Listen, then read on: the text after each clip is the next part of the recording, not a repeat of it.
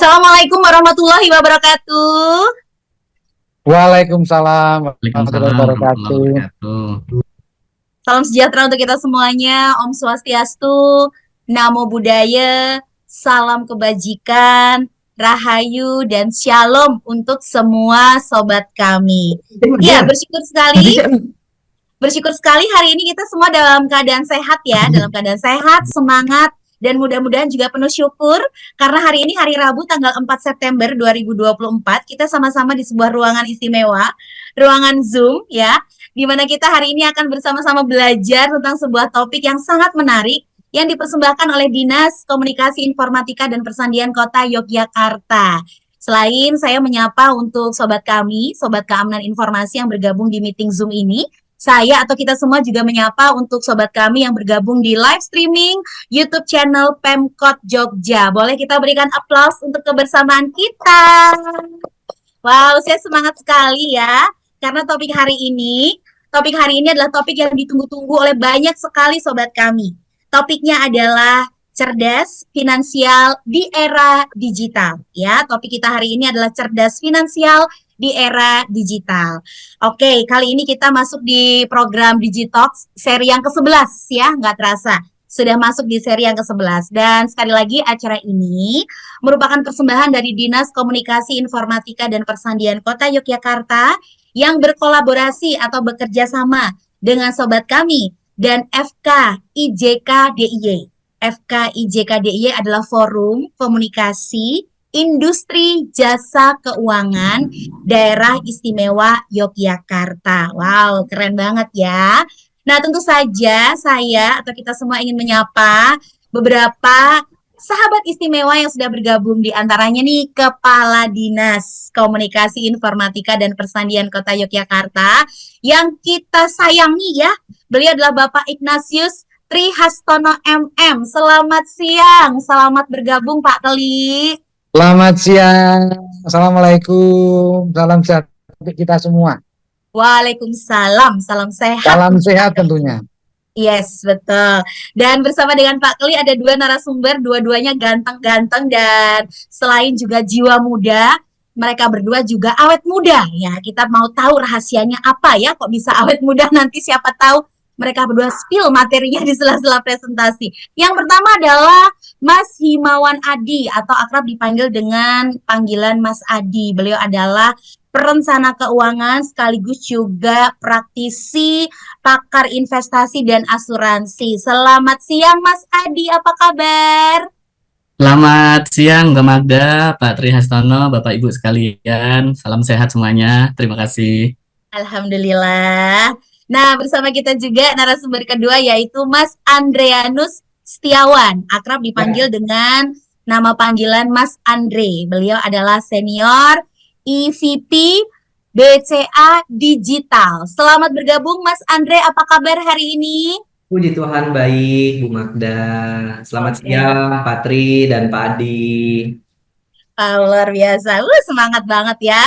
Oke, nah sebelum kita akan melanjutkan acara ini, ada baiknya nih ya, saya ingin mempersilahkan kepada Pak Keli untuk menyampaikan pengantar diskusi terlebih dahulu supaya kita sama-sama punya framing gitu ya, atau punya gambaran hari ini nih cerdas finansial di era digital itu seperti apa sih, keprihatinan atau kegelisahannya. Nah, silakan Pak Keli untuk menyampaikan pengantar diskusi.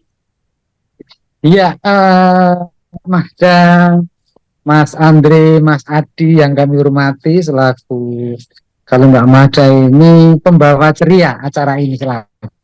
Dan Mas Andre dan Mas Adi selaku narasumber, rekan-rekan sekalian yang kami banggakan. Peserta kelas siang ini cukup banyak, ini ada 46 peserta. Dan ada juga biasanya rekan-rekan dari luar Jogja, dan luar Jawa. Baik, konon katanya Jogja itu literasi digitalnya, literasi keuangannya relatif sudah lebih tinggi dari daerah-daerah lain. Tetapi hampir setiap bulan saya menemukan, karena tahunnya itu hanya Kominfo begitu, mereka datang ke Kominfo untuk melaporkan, Pak kami loss capital sekian Pak, dan ini kelihatan kok malah komunikasinya diputus dan lain sebagainya dengan berbagai modus. Saya kemudian berpikir, Jogja yang relatif sudah tingkat pemahamannya harusnya lebih tinggi saja, masih banyak yang kemudian terjebak pada penawaran-penawaran investasi yang pada akhirnya membuat mereka malah kemudian lost capital. Ya. Artinya sebetulnya kehendak untuk masuk ke sistem-sistem digital keuangan atau digital fiskal begitu, itu ada kehendak untuk itu. Tetapi mungkin jalan-jalan yang mereka ambil itu adalah jalan-jalan yang membuat mereka tersesat. Sehingga kemudian saya rasa ketemu dengan Mas Andre dan Mas Adi ini sesuatu yang sangat memberikan arti, terutama bagi peserta, dan kami berharap tidak hanya sekali saja kita ketemu, karena dorongan untuk digitalisasi keuangan itu termasuk juga adalah pada bentuk-bentuk investasi. Kita mengenal investasi itu baik yang berorientasi pada peningkatan nilai uang dalam bentuk investasi, dalam bentuk saham dan lain sebagainya, tapi bicara dalam bentuk yang lebih pada konteks benefit. Misalnya nih terkait dengan asuransi dan lain sebagainya. Asuransi kita bicara pada konteks manfaat. Nah, banyak teman-teman juga yang bias antara investasi, perdagangan saham misalnya, kemudian juga jual beli valuta misalnya, kemudian pada bentuk perlindungan kesehatan misalnya asuransi. Karena kadang-kadang produk itu bundling itu semuanya. Kadang ada tawaran menabung sekaligus juga asuransi. Menabung tapi juga ditawarkan investasi. Sehingga dalam dunia digital yang semakin cepat, konon katanya harus berdampak semakin sederhana, ini juga bisa diimbangi dengan kesadaran-kesadaran digital dari masyarakat itu sendiri. Jadi harusnya, karena tahunya masyarakat itu kan kami, mereka-mereka yang siap 1 bulan sekali ketemu kita orangnya lain-lain merasa rugi itu mintanya 1, bahwa itu tidak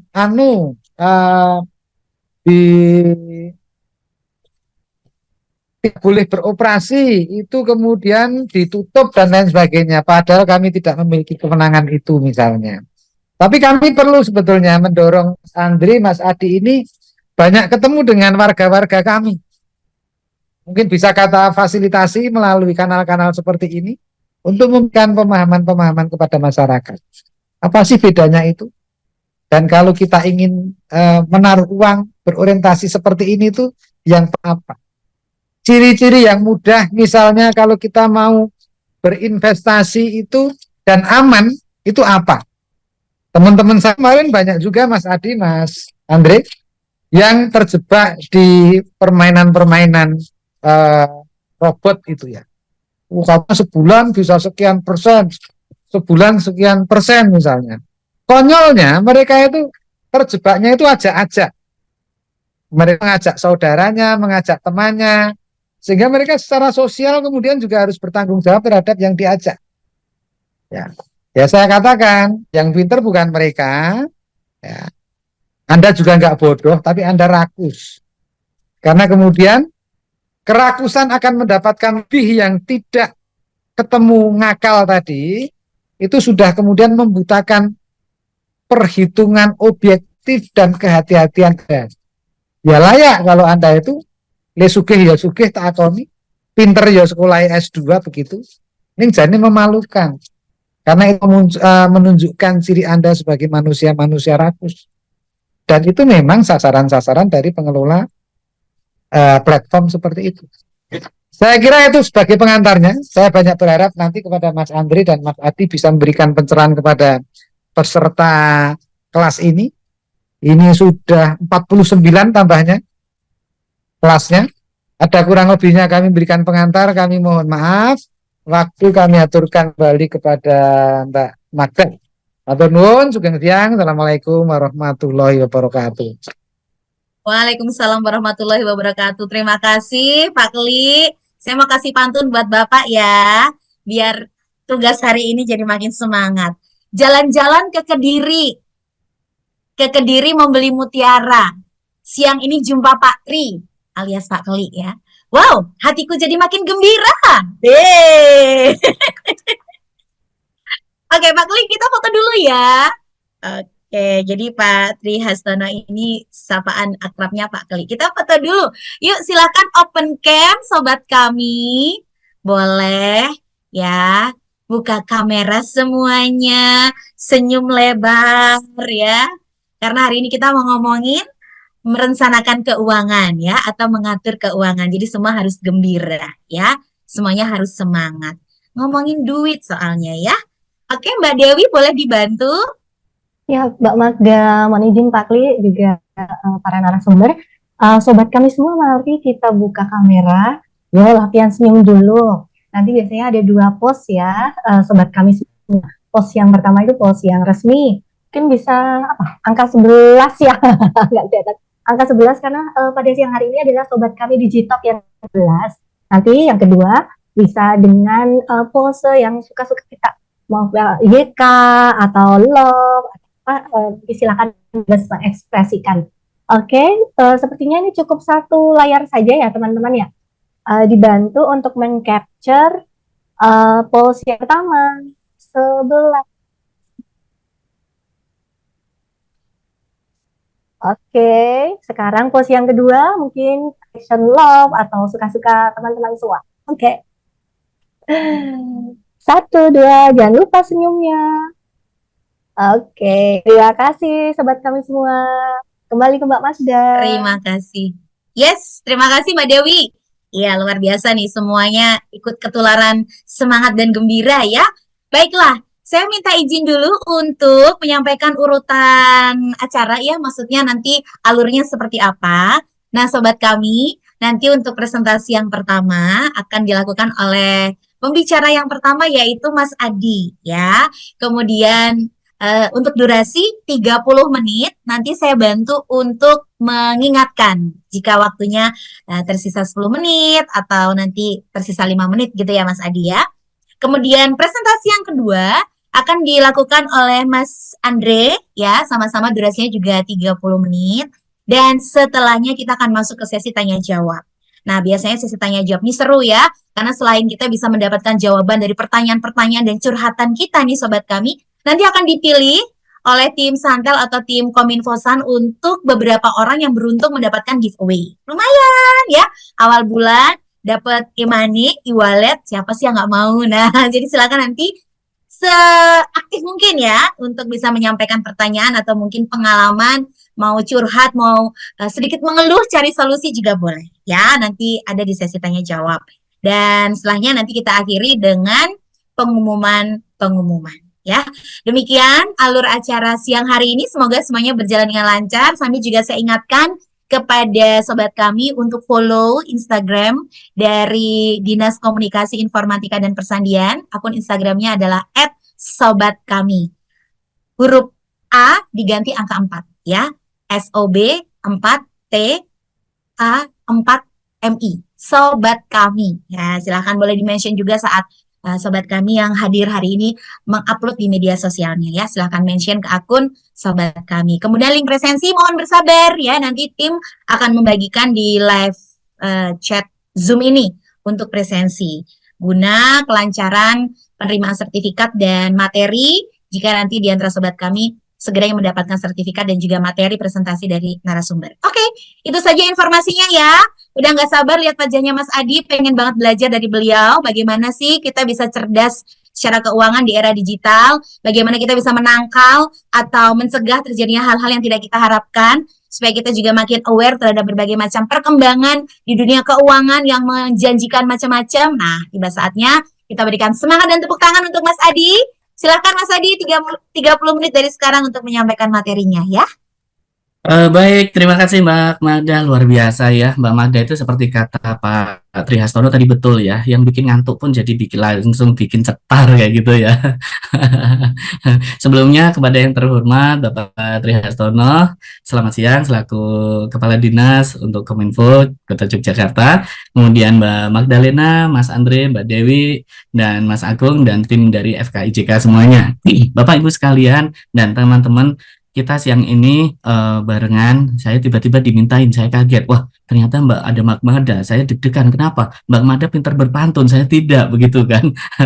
Tapi tidak apa-apa, nanti saya di belakang layar akan sampaikan ke Mbak Mada, saya pengen angkat jadi, apa namanya, minta untuk diangkat jadi muridnya untuk bikin pantun, begitu ya. Nah, Bapak Ibu dan teman-teman sekalian, sebelumnya, ini share screen-nya jadi dari saya atau dari panitia? Sebentar Mas, coba saya Oh iya, pastikan dulu baik. tim Samtel. Iya, Mas Adi bisa share screen mandiri kok teman-teman Oh, Samtel. Terima boleh. kasih. Ya, saya kalau lagi nggak apa namanya ngomong itu biasanya jadi operator begitu ya, operator Ya, apa namanya pointer begitu. Nah, Bapak Ibu teman-teman, senang sekali kita diminta untuk sharing di sini karena sebelum saya ketemu dengan Mbak Madam, Mas Andre, Pak Trihasto ya, tadi jam 11 saya ke TVRI untuk menyampaikan diminta untuk terkait dengan investasi legal ya. Jadi bahwa ini sebenarnya masih urgent banget, masih emerging banget untuk kita harus ketahui apa sih pengennya cuan tapi mau boncos kan kayak gitu ya. Tapi sebelumnya tak kenal maka tak sayang, perkenalkan nama saya Himawan Adi, biasa dipanggil Adi. Saya 15 tahun di industri keuangan. Saya juga mentor, memberikan beberapa kelas perencanaan keuangan baik yang bergelar CFP, Certified Financial Planner, ataupun QWP, Qualified Wealth Planner, dan juga AWP atau Associate Wealth Planner. Jadi kalau nanti misalnya teman-teman pengen belajar bersama, ayo kita jadi perencana keuangan bareng. Kenapa? Saya tadi sampaikan ke TVRI bahwa 280 juta masyarakat Indonesia itu perencana keuangannya belum ada 5.000 Bapak Ibu. Jadi sangat minim sekali. Nah, kita butuh leverage ya di sini. Dan yang hadir di sini juga ada sahabat saya Beli Putu ya yang sudah jauh-jauh dari Mataram, dari NTB untuk juga ikut sharingan ini. Terima kasih Beli Putu yang sekarang juga sedang menempuh program sertifikasi di CFP MM UGM kampus Jakarta begitu. Terima kasih juga dan Bapak Ibu sekalian dan juga teman-teman, nanti di sini kita akan sharing seru-seruan aja, kita sersan ya, seru-seruan dan santai begitu walaupun cuma 30 menit ya. Nah, kita akan ulas tentang terkait apa. Nah, tapi sebelum diulas, nah boleh kita mutualan nih di sini ya. Jadi di sini mutualan teman-teman boleh tadi sobat kami harus ya wajib sudah di follow. Nah, sekarang ada opsional nih. Boleh di follow sini nanti akan saya berikan 5 like juga kayak gitu. Kayak obral diskon ya. Tidak, tidak. Tapi begini Mbak Magda, nanti ada mungkin Mbak Magda juga boleh bantu dan juga tim panitia. Ada 3 orang juga nanti yang dengan pertanyaan paling bagus nanti akan ada free konsultasi bareng saya ya, itu free ya. Nah, Lodi emang kamu satu jamnya berapa? Satu jamnya 60 saya Mbak, 60 menit ya. Oke. Jadi nanti kita bisa seru-seruan. Kenapa? Saya awali dulu dengan sebuah cerita Bapak Ibu dan juga teman-teman. Bahwa yang namanya mengelola uang itu beda dengan mencari uang. Tuhan kasih kita keterampilan untuk mencari uang. Setiap orang bisa cari uang. Tapi tidak semua orang punya kemampuan untuk mengelola uangnya dengan baik. Kenapa? Ada satu kisah nyata teman saya sebut saja namanya Adis. Diambil tuyul digital. Nah tadi Pak Kli udah menyampaikan, oh sekarang ada tuyul-tuyul digital begitu ya. Ternyata sudah saya tulis juga ada tuyul digital begini kan. Nah ceritanya bagaimana? Jadi begini, satu ketika Bapak Ibu dan juga teman-teman, teman saya Adis ini tanya, Di, aku tuh punya gaji sekitar dia di Jakarta ya, seorang wanita karir, suaminya juga bekerja. Gajinya beserta dia punya side hustle itu sekitar 35 juta. Tapi kenapa hampir setiap bulan dia ngerasa ada uang hilang sekitar 10 juta. Entah kemana. Nah, lantas saya langsung ketemu. Oke, kamu sering nyatet nggak? Nggak pernah di. Oke, saya buatin Excel sederhana Bapak Ibu teman-teman. Angka 1 sampai dengan 31 saya tarik. Saya kasih ke dia, saya bilang, tolong setiap hari atau minimal 1 minggu sekali catat. Dari gajimu, berapa aja yang kamu keluarin, untuk apa aja. Kalau sudah, nanti bulan depan ketemu lagi, kita discuss. Apa yang terjadi Bapak Ibu? Setelah bulan depan, dia melakukan pencatatan, ketemu yang 10 juta tadi di bawah tuyul yang namanya e-wallet ya. Dan dia pakai untuk apa? Untuk belanja ojol maupun untuk ride hailing ya. Jadi sebenarnya nggak hilang. Tapi kemudian apa? Karena kita nggak melakukan pencatatan terutama bagi yang bersifatnya pengeluaran, maka dari situ yang kemudian kita jadi kok duit aku hilang ya. Nah, ini yang makanya harus adanya penyadaran. Lantas bagaimana kalau misalnya di zaman gini masa nyata sih iya. Nah, nanti kita akan ajarkan yang secara apa sih namanya konvensional maupun nanti bisa kita kenalkan termasuk nanti kita akan bridging kepada Mas Andre ini. Nah, ada nggak rekening-rekening yang bisa digunakan dari BCA Digital untuk kemudian kita melakukan satu pencatatan nih ataupun membuat pos-posnya kayak gitu. Karena apa? Perencanaan keuangan itu yang baik adalah diawali dengan pencatatan. Boleh jadi kita punya income karena jumlahnya terbatas, kita bukan pengusaha, kita ingat 1 bulan kita dapat apa aja. Tapi kebayang nggak Mbak Mada? Mbak Mada kalau misalnya saya tanya, 1 minggu yang lalu Mbak Mada di hari Rabu seperti ini ngeluarin duit berapa dan untuk apa? Kira-kira ingat nggak? Nggak ingat ya. Nah, itulah karena kita punya short term memory, maka kita harus melakukan yang namanya pencatatan. Tapi gini hari, pencatatan juga nggak mungkin yang konvensional. Nah, boleh juga ya. Ada juga kasus Bapak Ibu teman-teman, karena pinjol juga. Orang kejebak dengan pinjol, baik itu legal maupun ilegal. Ini saya nggak tutup namanya, nama pinjolnya, tapi saya tutup akunnya.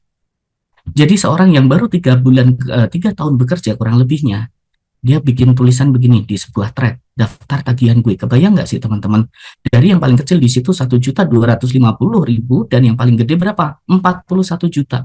Kalau dia mau nyicil itu mau berapa lama? Berapa tahun?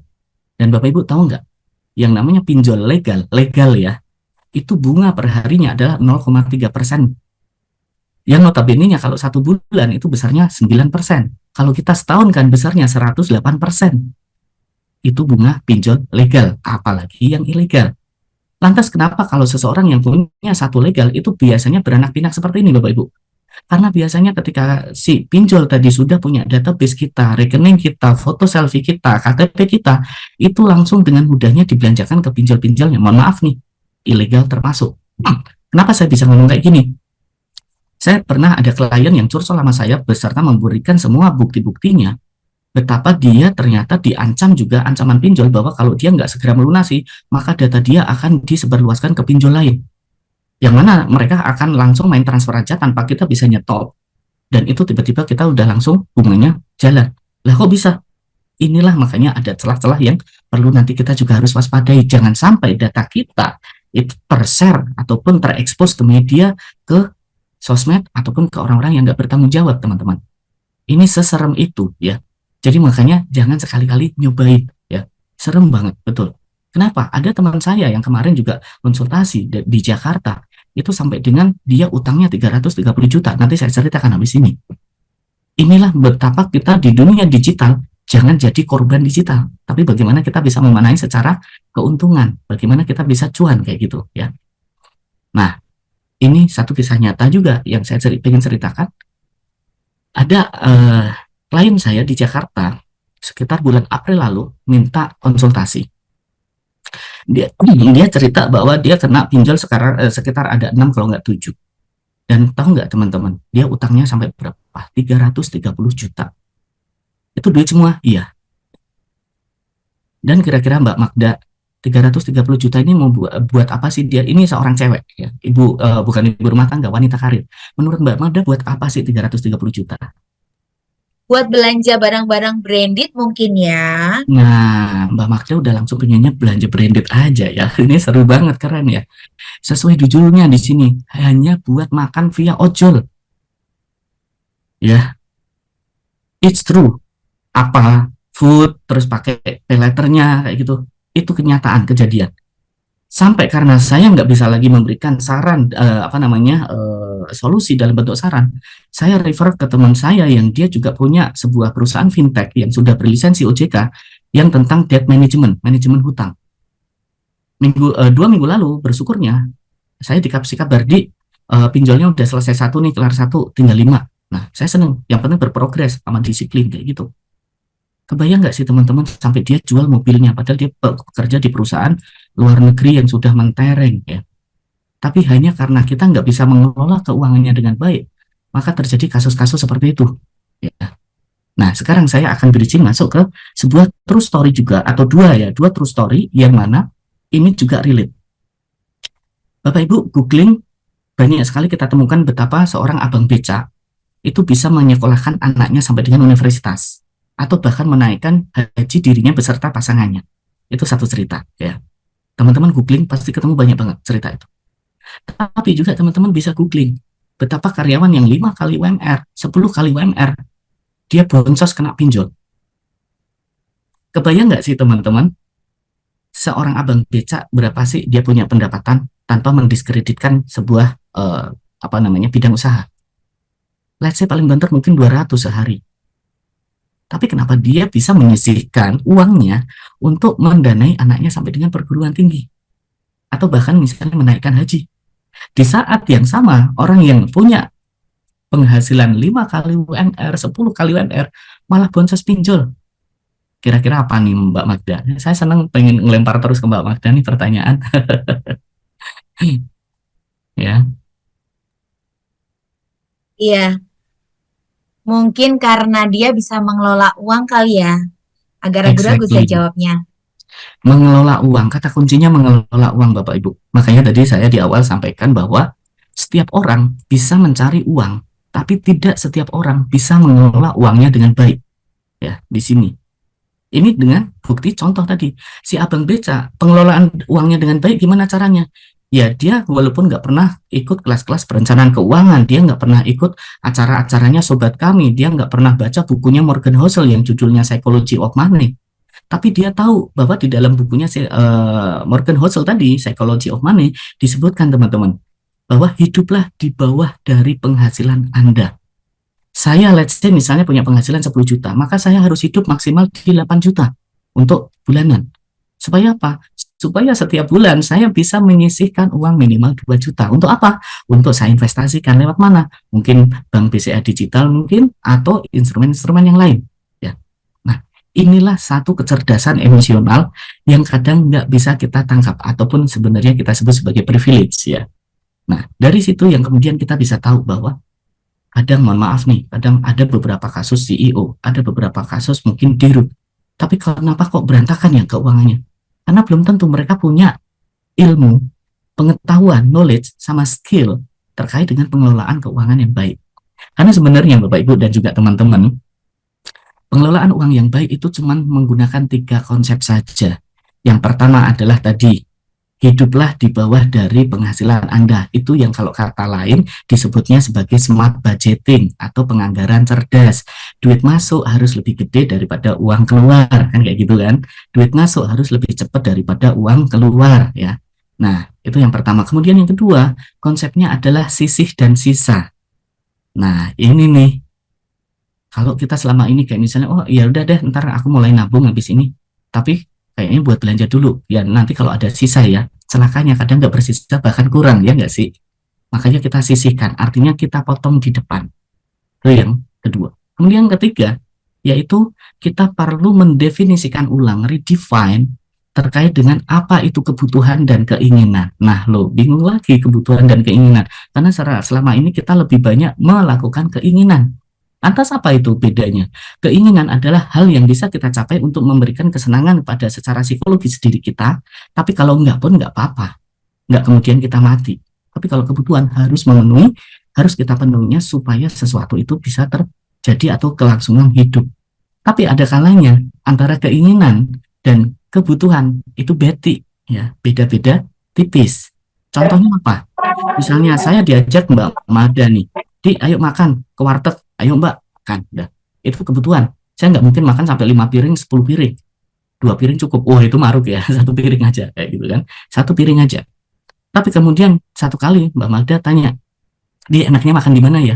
Oh, kayaknya itu resto bintang 5 Mbak. Nah, sama-sama proteinnya, sama-sama nutrisinya. Tapi harganya beda, prestisnya beda. Nah, itulah keinginan. Ya. Jadi kita harus pintar-pintar membedakan antara kebutuhan dan keinginan. Jadi 3 aja. Kebutuhan, keinginan, sisa, dan smart budgeting. Ya. Kalau ini sudah, sebenarnya kita punya ilmu yang namanya fundamental perencanaan keuangan yang baik.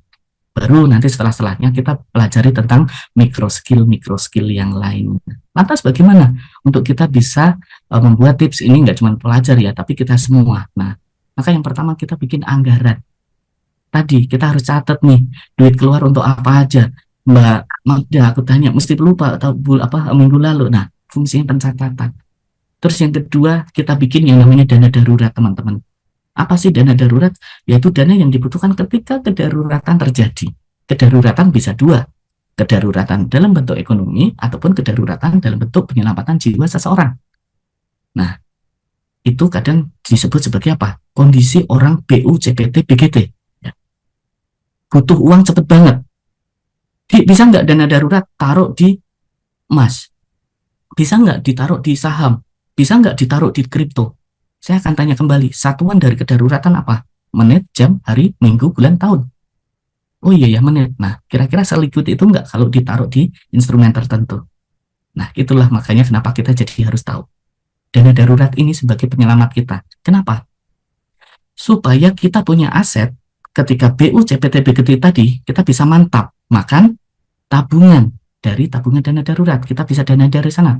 Tapi begitu betapa di luar sana Bapak Ibu dan juga teman-teman, kita bisa lihat kasus orang jual, mohon maaf, mobil, orang jual rumah hanya untuk pengobatan atau karena ternyata cashnya habis, dia belum bekerja.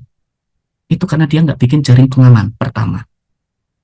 Jaring pengaman kedua yaitu dana liquid, 15% dari kekayaan bersih kita. Ya kalau kita bisa boleh, tapi minimal dana darurat dulu. Jaring pengaman ketiga yaitu apa? Asuransi. Ya.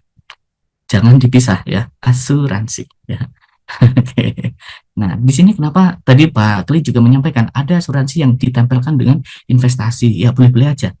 Tapi kalau di sini saya teman-teman menyarankan asuransi harus kita dudukkan pada tempatnya, yaitu apa?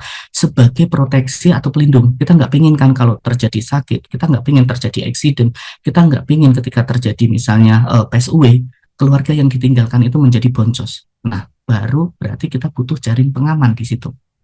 Ya, makanya kenapa asuransi menjadi penting di dalam setiap perencanaan keuangan.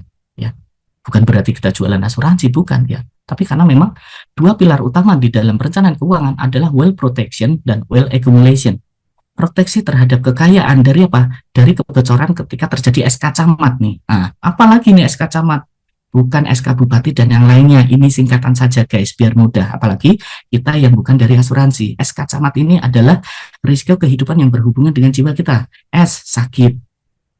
SKK, kecelakaan. C, cacat. M-nya mati. T, tua. Nah, itu maka kita perlu jaring pengaman asuransi di situ. Kasus sakit, kasus kecelakaan, kasus mati, kasus kecacatan, kasus tua. Loh, tua kok biasanya dibilang di ulang tahun selamat ulang tahun semoga panjang umur. Tapi kalau di sini kok disebut malah risiko? Iya. Karena kalau kita tua tapi kita jadi bebannya anak cucu kita, itulah berarti kita meneruskan tradisi sandwich generation. Bagaimana cara memutuskan tali sandwich generation? Maka bagi kita yang mau pensiun harus kita jangan sampai jadi beban. Caranya berarti kita punya aset yang nanti ketika tanpa kita bekerja, asetnya bekerja untuk kita. Nah, kapan itu kita mulainya? Baiknya dari pertama kali teman-teman bekerja. Tapi kalau telat nggak apa-apa. Later is better than never ya. Telat lebih baik daripada nggak sama sekali kayak gitu. Nah, ini makanya kenapa kita harus menata hal-hal ini. Mengerem pengeluaran. Nah, ini bahaya juga nih pengerem pengeluaran. Apalagi sekarang kalau misalnya seperti Mbak Magda nih, Mahmud Abbas ya, Mahmuda, anak baru 1 atau 2, lewat ke mall, ternyata ada samberan 70 diskon off, kayak gitu kan, 70%. Padahal ini duit kayaknya mau buat nanti ngelesin si bontot nih. Aduh, beli tas yang lucu itu enggak sih? Nanti kalau diskonnya udah habis gimana? Nah, kita harus memahami konsep dasar keuangan tadi. Itu needs atau want. Nah, kena lagi ya. Oh, needs, oke, beli nggak apa-apa. Bisa nggak ditunda? Berarti kita pakai prioritas. Ada yang penting, ada yang mendesak. Ada yang tidak penting, ada yang tidak mendesak. Itu kita lakukan di situ ya. Jadi dari sini kita akan selalu ada remnya teman-teman. Walaupun kadang kita udah tahu, tapi hati-hati terhadap satu behavior ini. Sekali kita melakukan sesuatu yang bukan kebiasaan, dan kemudian kita ulang menjadi kedua dan ketiga, maka yang keempat kita akan menjadi habit. Hati-hati terkait habit dan yang nggak bagus ya. Ini yang kita harus juga pahami. Kemudian hindari berhutang. Saya tempo hari ngisi kepada sertifikasi CIP, yang mana sebuah bank plat merah, yang ternyata di situ para FIP-nya itu adalah divisi untuk produk jualan utang. Saya sampai dikomplain, di kita itu pengen jualan utang, kamu ngomongin mama berkebebasan keuangan, harus bebas dari utang, lantas gimana? Saya bilang tenang, utang itu tetap boleh, tapi ada ukurannya. Jangan sampai utang yang bikin masyarakat itu boncos, jangan sampai bikin pribadi-pribadi itu terjebak sehingga dia nggak bisa keluar dari lingkaran setan. Saya bilang kayak gitu. Maka ada ukurannya. Utang kalau untuk yang bersifatnya bagus atau utang baik, contohnya misalnya beli KPR, kenapa? Di akhir pelunasannya maka kita akan mendapatkan nilai rumah tadi lebih gede daripada pokok bunga plus pokok hutang plus bunganya. Nah, itu utang baik. Itu boleh. Porsinya berapa? 35% dari kita punya income tahunan. Ya. Terus kita mau hedon, boleh nggak sih? Kalau udah perencanaan keuangan kayaknya serem-serem ya, nggak boleh asik-asik dikit ya? Boleh. 15% itu boleh hiburan dan liburan dari income kita tahunan. Setahun let's say misalnya 100 juta ya, 15 juta boleh tuh mau staycation ke Bali, ke mana dan seterusnya kayak gitu. Jadi tetap bisa ya. Nah, di sini yang menarik juga, kita harus Mas usahakan. Adi, mohon Yes. maaf, waktu 10 menit lagi Oh, ya. ternyata nggak kerasa Terima ya kasih. kalau kita sering ngomong itu ya. Iya. Padahal ini baru halaman 2, kebayang nggak teman-teman? Oh my Banyak banget di sini God. ya. Oke, Iya. yang ini tadi sudah saya jelaskan, saya skip aja. Nah, saya ingin tekankan di sini aja. Investasi. Kalau kita ditawarin investasi, kita biar nggak FOMO, hati-hatinya di sini. Setiap bisnis atau investasi itu adalah kalau bisnis itu bikin cuan gede, risikonya sedikit, kira-kira orang mau berbagi nggak? Enggak kan? Jadi hati-hati terhadap penawaran investasi yang sampai berbusa-busa orang itu nawarin. Kenapa kok nggak dia sendiri yang ambil? Kayak gitu ya. Ini untuk membentengi kita dari investasi-investasi yang nggak masuk akal ataupun yang berisiko tinggi atau bahkan sampai dengan yang bodong, ilegal, dan seterusnya. Kemudian, teman-teman, sebelum berinvestasi, saya akan sarankan satu ini. Teman-teman boleh di scan barcode. Ya. Karena waktunya tadi tinggal 10 menit, maka teman-teman sembari saya menjelaskan, boleh teman-teman scan barcode ini terus dijawab. Ya, itu ada 10 pertanyaan. Fungsinya apa ini teman-teman? Itu dalam bahasa Jogja ya Mbak Magda ya. Di situ ya. Oke. Nah, teman-teman nanti akan ketemu bahwa saya itu sebenarnya ketika investasi berani yang risiko rendah, risiko menengah, atau risiko tinggi. Disinilah caranya untuk kita ngukur. Supaya apa? Kita nggak salah. Contoh saya seorang yang konservatif, nggak berani risiko tinggi. Tapi karena saya nggak belajar dan nggak tahu, nggak pakai tool kuesioner seperti ini, akhirnya saya ambil saham yang gorengan, saya ambil fintech, saya ambil kripto. Akhirnya rugi 88% minus. Wah, saya nggak bisa tidur. Nah, itu jangan sampai. Jadi kita harus nyocokin, kita punya tipikal investasi apa, maka instrumen investasinya apa saja. Nah, setelah ini teman-teman, teman-teman juga boleh nih ngadu. Kalau tadi misalnya Pak Kli juga sering dapat aduan, teman-teman kalau ngadu boleh ke sini. Ya. Ketik namanya apa. Contohnya tadi misalnya Bank BCA Digital, itu pasti langsung muncul berlisensi dan terdaftar kayak gitu ya, dengan nomor ataupun berapa kayak gitu. Karena ini nomor aduan. Yang sebenarnya ini di-share, tapi karena kurangnya informasi ataupun disparitas informasi, maka orang nggak banyak yang tahu. Ini padahal nomor cantik, 157-nya 3 kali, kayak gitu. Dan kalau saya ditanya orang, ada moonbot nih, legal atau legal ya?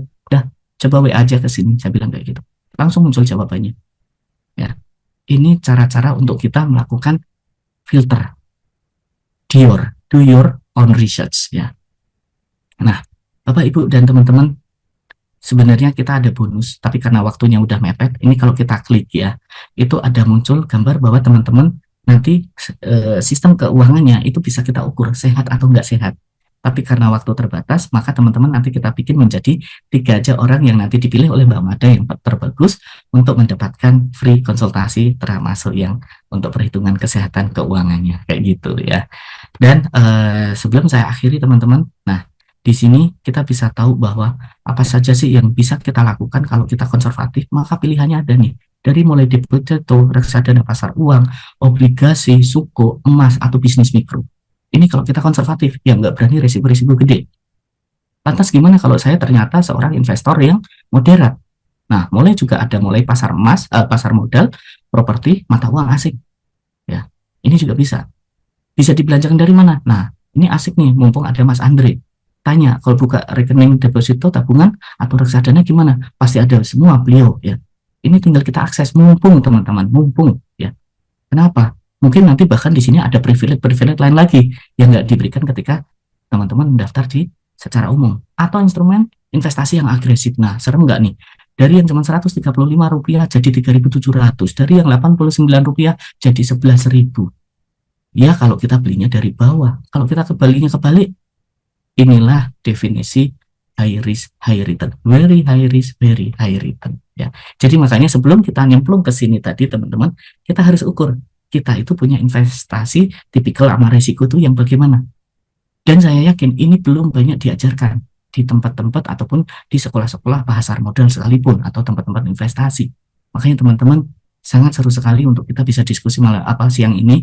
Cuman karena kita waktunya terbatas, saya mungkin sampai dengan nanti tinggal berapa menit lagi Mbak Mada, saya jadi deg-degan terus nih. 5 menit. 5 ya. Jadi saya kayaknya dikejar-kejar Mbak Magda dari belakang gitu. Iya. Saya nggak bisa lari ya. Oke, nah ini saya contohkan aja real dan true story. Ketika konsepnya kita menabung pangkal kaya itu mindset ya. Ternyata sekarang nggak berlaku. Karena menabung pangkal boncos. 100 juta tahun depan jadi 98. Ya. Tapi ketika kita investasi ini yang umum bahkan dijamin negara pakai undang-undang, let's say SR ya, sekarang kalau nggak salah SR 21 ya, ini saya contohkan 2021 lalu, masih SR 15, ternyata masih ada cuannya, lumayan. Bisa nggak beli? Nah, di Mas Andri itu ada tuh, karena saya tahu mitra distribusinya di bawah itu ternyata ada BCA Digital ya. Nah, ini bisa dibeli juga nanti teman-teman. Loh, kok bisa ya? Kok masyarakat nggak banyak tahu? Iya, karena kalau bank nanti jualannya misalnya ini, mereka mau dapat cuan dari mana? Makanya mereka jualnya cuma deposito sama tabungan. Tapi dari mereka yang juga masukin sini. Kenapa enggak sekarang kita juga ikut pintar? Kan kayak gitu kan? Nah, ini yang kemudian kita bisa lakukan. Dan teman-teman, ini untuk informasi aja, bahwa ketika teman-teman nanti bisa mencapai di mengumpulkan harta tertentu, maka cukup dimasukkan di sini aja ya. Itu teman-teman sudah nggak perlu kerja, seakan-akan dapat income. Saya sudah mencoba sendiri dan sekarang ini sudah berjalan sekian periode. Saya hidup dari investasi di obligasi. Jadi tanpa harus saya dapat job dan lain sebagainya. Ternyata saya udah digaji sama investasi ini. Tinggal bagaimana kita ketika pengen melipat gandakan, ya udah kita kerja lagi. Nanti siapa tahu tahun depan 5 tahun lagi jadi 2 kalinya, 10 tahun lagi jadi 4 kalinya. Ya sudah, itulah definisi kita berkebebasan keuangan. Kita nggak harus 9 to 5 atau Monday to Friday, tapi kita bisa jalan-jalan saat uang kita juga berjalan menjalankan fungsinya untuk mendanai kita kayak gitu ya. Ini yang kemudian definisi sebagai berkebebasan keuangan ya. Nah, teman-teman, kita juga perlu tahu bagaimana cara bikin dana darurat. Dana darurat tadi kan nggak harus dan nggak hanya. Hitungannya adalah 6 kali dari pengeluaran bulanan. Mbak Magda misalnya punya pengeluaran bulanan, let's say aja 10 juta. Maka Mbak Magda perlu dana darurat sebesar 60 juta. Lantas 60 jutanya kalau nggak bisa sekali, maka dicicil. Kuatnya berapa? 1 tahun boleh, boleh. 5 tahun boleh. Sesegera mungkin akan lebih bagus. Terus dengan rekening terpisah dari yang rekening lalu lintas dana teman-teman. Itulah fungsinya ada Mas Andre di sini, bisa BCA Digital ya. Saya nggak promosi ini teman-teman, tapi mumpung ada teman-teman di bank gitu loh. Karena apa? FKIJK itu Forum Komunikasi Industri Jasa Keuangan, tempat kita ngumpul semua ya, asuransi, ya investasi, ya dana pensiun, ya bank kayak gitu kan. Ini yang kemudian kita manfaatkan bersama. Dan kemudian satu kali ketika dana darurat dipakai, lantas bagaimana? Kita cicil lagi supaya kembali ke isinya lagi. Kalau nanti ada darurat lagi, dipakai lagi. Pertanyaan terakhir, kalau aku gimana bisa bikin dana darurat kalau hidupku aja tiap hari udah darurat? Maka jawabannya satu, kerja kayak gitu ya. Oke, kalau pengen tahu kerja bagaimana, nanti boleh kontak aku di nomor WhatsApp ataupun di sosmed. Nanti kita ada beberapa pilihan yang bisa kita offer ke teman-teman terkait dengan teman-teman bisanya di bidang apa kayak gitu ya. Itu kurang lebihnya dari saya. Mohon maaf untuk segala kekurangan dan terima kasih. Waktu saya kembalikan ke Mbak Magda. Terima kasih. Terima kasih Mas Adi, boleh kita berikan aplaus. Semangat sekali Mas Adi. Boleh minum dulu Mas Adi? Ya. Oke. Wah, catatan saya langsung penuh nih mengikuti apa yang disampaikan Mas Adi ya. Jadi nanti yang mau bertanya sabar dulu. Saya langsung ingat sebuah meme ya Mas Adi ya. Sebuah meme ini banyak ya orang tuh bikin meme berkaitan sama perencanaan keuangan gitu ya. Hal tersulit dari mengatur keuangan itu adalah kalau tidak ada uangnya. Nah, itu hal yang tersulit. Tapi kalau masih awal bulan saya yakin lah ya, kita masih punya uang. Walaupun ya masih gambar-gambar pahlawan perjuangan, ya kan masih bawa senjata, enggak apa-apa ya, belum gambar mantan presiden ya. Terus juga tips mengatur keuangan.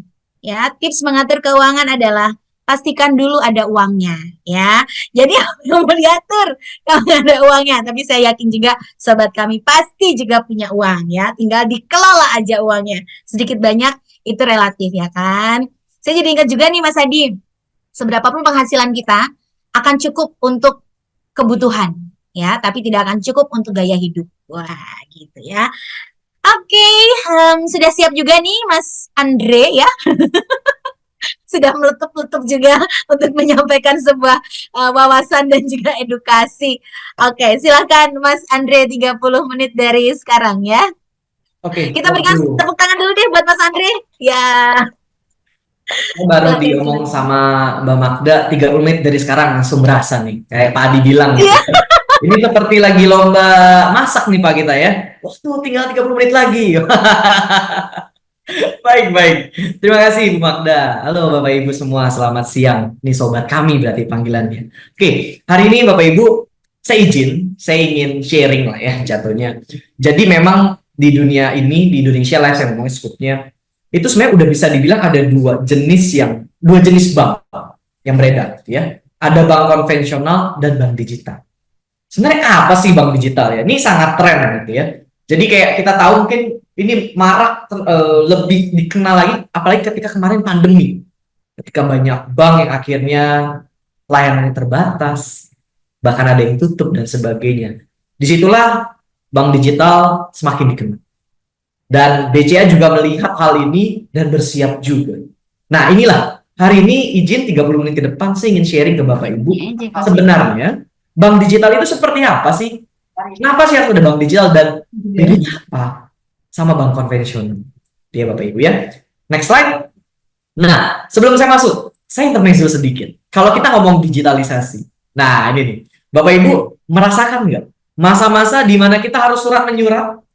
Saya ingat banget nih, gitu ya, nembak dulu mantan pacar saya juga pakai surat waktu sekolah gitu ya, pakai surat Bapak Ibu. Gak bisa dulu WhatsApp segala macamnya. Tapi sekarang ya pakai WhatsApp aja. Tempat gitu sudah nggak terbatas waktu dan tempat. Kita tinggal komunikasi sama orang, tinggal pakai internet. Next slide. Dan begitu juga dengan cara kita berbelanja. Pasar masih ada sih Bapak Ibu, tapi seingat saya tidak seramai dulu. Bagaimana pembeli dan penjual bertemu, itu ramai sekali dulu di pasar. Tapi sekarang enggak. Digitalisasi menciptakan yang namanya marketplace. Mempertemukan si penjual dan pembeli secara digital. Next slide. Bahkan, ini menarik juga nih. Ini saya masih ngerasain nih Bapak Ibu. Ketika saya lagi nonton bola gitu ya, Dre, bentulin antena lagi hujan deras gitu Bapak Ibu ya. Ini saya nggak tahu di sini ada yang sangat Gen Z ya. Kalau Gen Z mungkin udah nggak merasa nih. Saya ingat sekali momen tersebut saya harus betulin antena. Tapi sekarang saya rasa udah nggak ada. Kita tinggal lihat Netflix, YouTube dan sebagainya. Dan di sana. Next slide. Dan Bapak Ibu, ini juga satu cerita yang saya masih kebagian. Saya nggak tahu nih anak sekarang tahu atau enggak. Nah ini saya nggak tahu. Saya yakin di sini pasti ada yang tahu. Cerita terkait Siti Nurbaya, kasih tak sampai. Ada Pak Datuk di sana menjodohkan Siti Nurbaya. Nah, kayaknya kalau zaman sekarang udah jarang deh penjodohan. Yang saya melihat susah nemu jodoh zaman dulu. Tapi kalau sekarang digitalisasi membuat kita bertemu dengan jodoh atau belum jodoh tapi nanti jadi jodoh gitu ya. Nah itu di Tinder ada sebagai macamnya. Kita bisa bertemu di sana. Persis yang terjadi dalam industri perbankan itu juga. Slide. Dulu yang semua aktivitas perbankan harus datang ke cabang. Sebenarnya ini udah tidak seperti itu lagi. Kita bisa melakukan aktivitas transaksi perbankan itu lewat handphone kita aja. Nah, disinilah Bapak Ibu yang akan saya sharing bagaimana transformasi ini. Tapi berbicara hal sini, kalau kita lihat data, sebenarnya Indonesia siap atau enggak? Nah, ini saya bawa sedikit landscape data 2023. Ini menarik. Indonesia menurut saya siap. Kenapa? Karena 78% dari populasi itu udah pakai internet. Itu udah Pareto, Bapak Ibu. Dan menariknya, ada 370 juta jiwa yang sudah punya nomor handphone. Ya. Ini udah lebih dari populasi nih. Ini kayaknya saya juga penyumbang gitu ya. Saya pribadi punya 2 nomor gitu kan. Nesos 33%. Dan 191 juta, sekitar 68,9% atau 70% itu udah pakai sosial media. Artinya sudah siap. Market di Indonesia itu memang sudah melek digital, sudah melek internet ya. So disinilah BCA Digital mengambil peran. Slide. Nah, cerita sedikit Bapak Ibu. BCA sendiri kan bank. Lalu BCA Digital itu apa gitu ya, biasanya dipertanyaan. BCA pada saat ini itu punya 3 bank sebenarnya. BCA itu sendiri, BCA Syariah, dan BCA Digital. Mungkin sederhananya BCA itu buat seluruh segmen gitu ya. Kalau BCA Syariah buat syariah. Nah, satu lagi bank baru yang dikeluarkan sama BCA, 100% punya BCA, itu BCA Digital. BCA menyasar pada segmen yang digital savvy. Atau sederhananya mungkin saya analogikan lagi, next slide. Oh, sorry, ini anak bungsu. Kita biasa dibilang anak bungsu nih, karena kita anak ke-9 dari BCA. Next slide. Atau analogi sederhananya. Ini kalau kita ngomong penerbangan, BCA Digital itu seperti Citylink-nya grup Garuda. Sini Bapak Ibu tahu ya, Garuda satu link, Citylink itu satu grup. Tapi Garuda dengan semua layanan segala macamnya, dia tidak mungkin bisa bersaing secara harga dengan yang low cost carrier.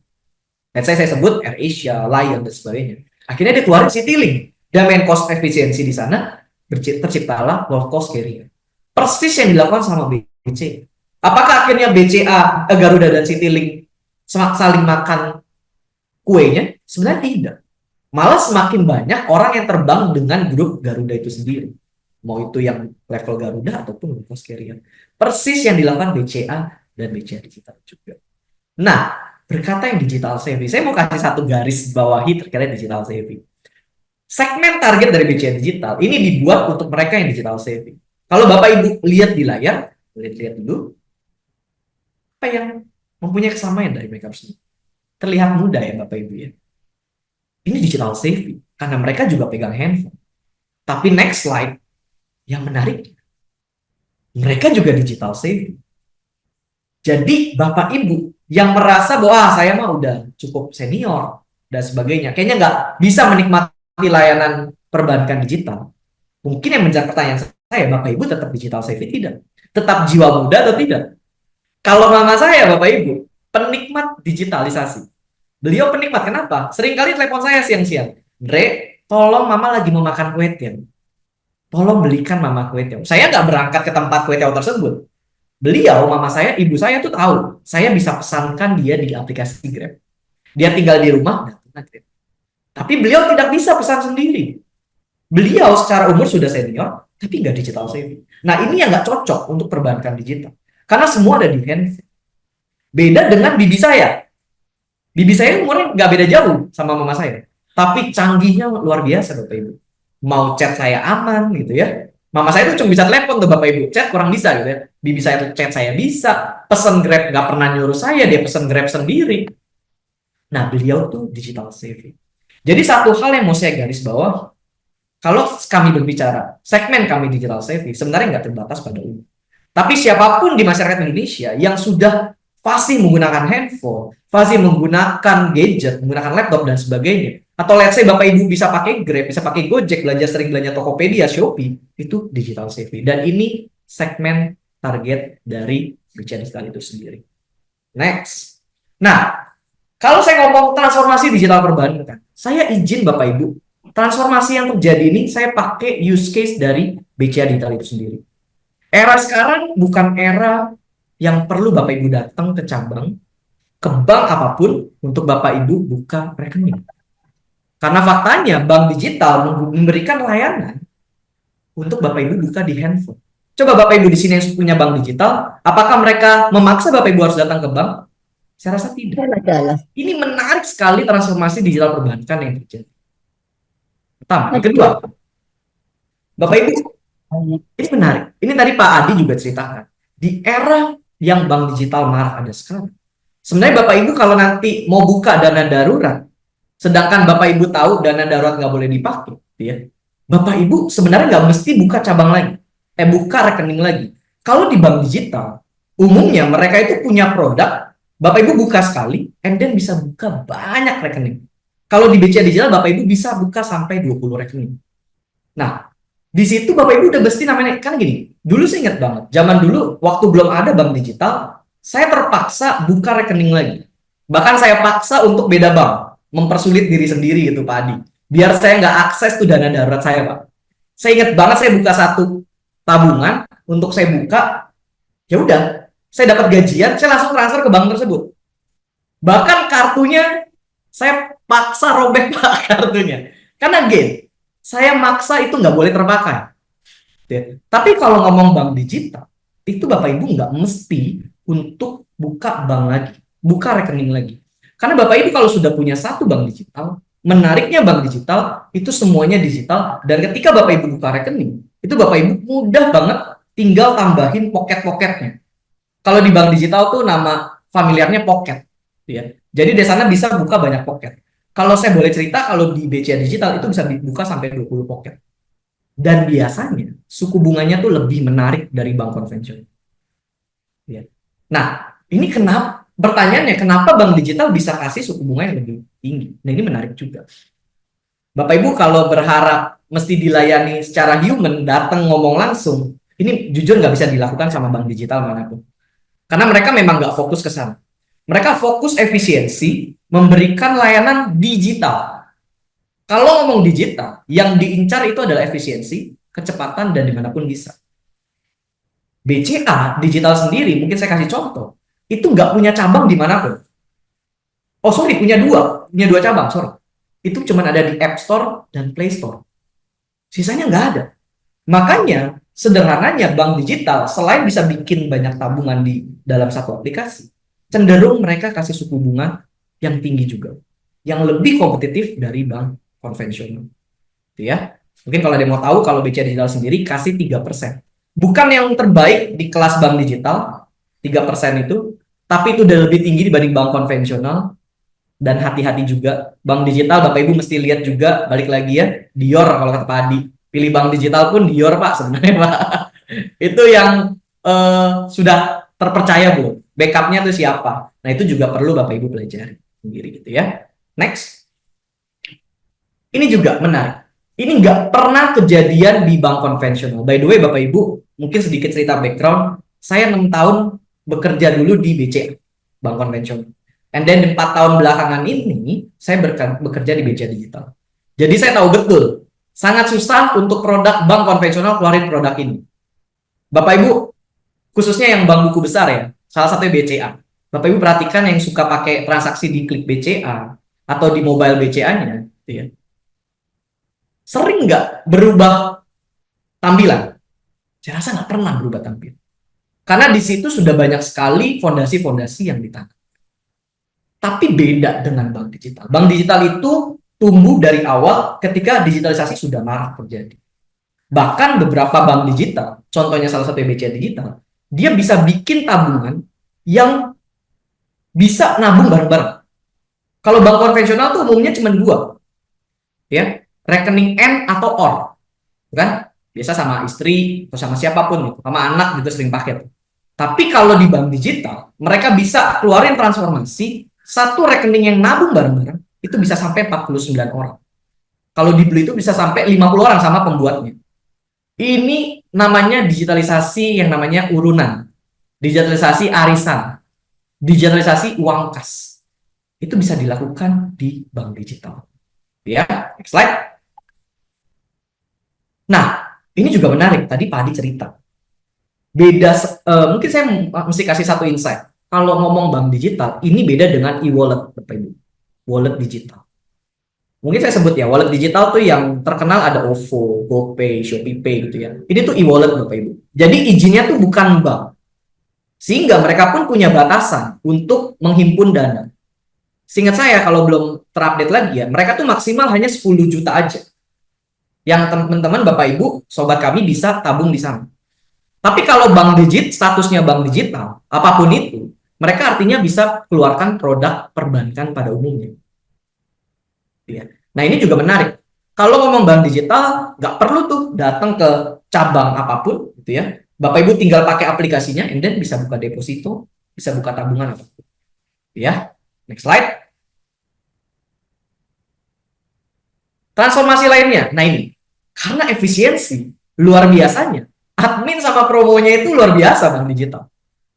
Bahkan setahu saya, hampir seluruh bank digital itu memberikan penawaran bebas biaya admin. Begitu juga dengan BCA Digital. Dan bank digital itu biasanya banyak reward sekali. Mau transfer ke bank lain itu gratis. Mungkin saya nggak terlalu tahu bank digital lain. Saya cerita yang Blue sendiri, BCA Digital itu bisa kasih ke nasabahnya. Ini di level salah satu level Blue Pro namanya. Itu transfer, BCA ke Blue, Blue ke BCA gratis. Biasanya kalau bank digital tuh punya ekosistem gitu. Kalau BCA Digital ekosistemnya BCA.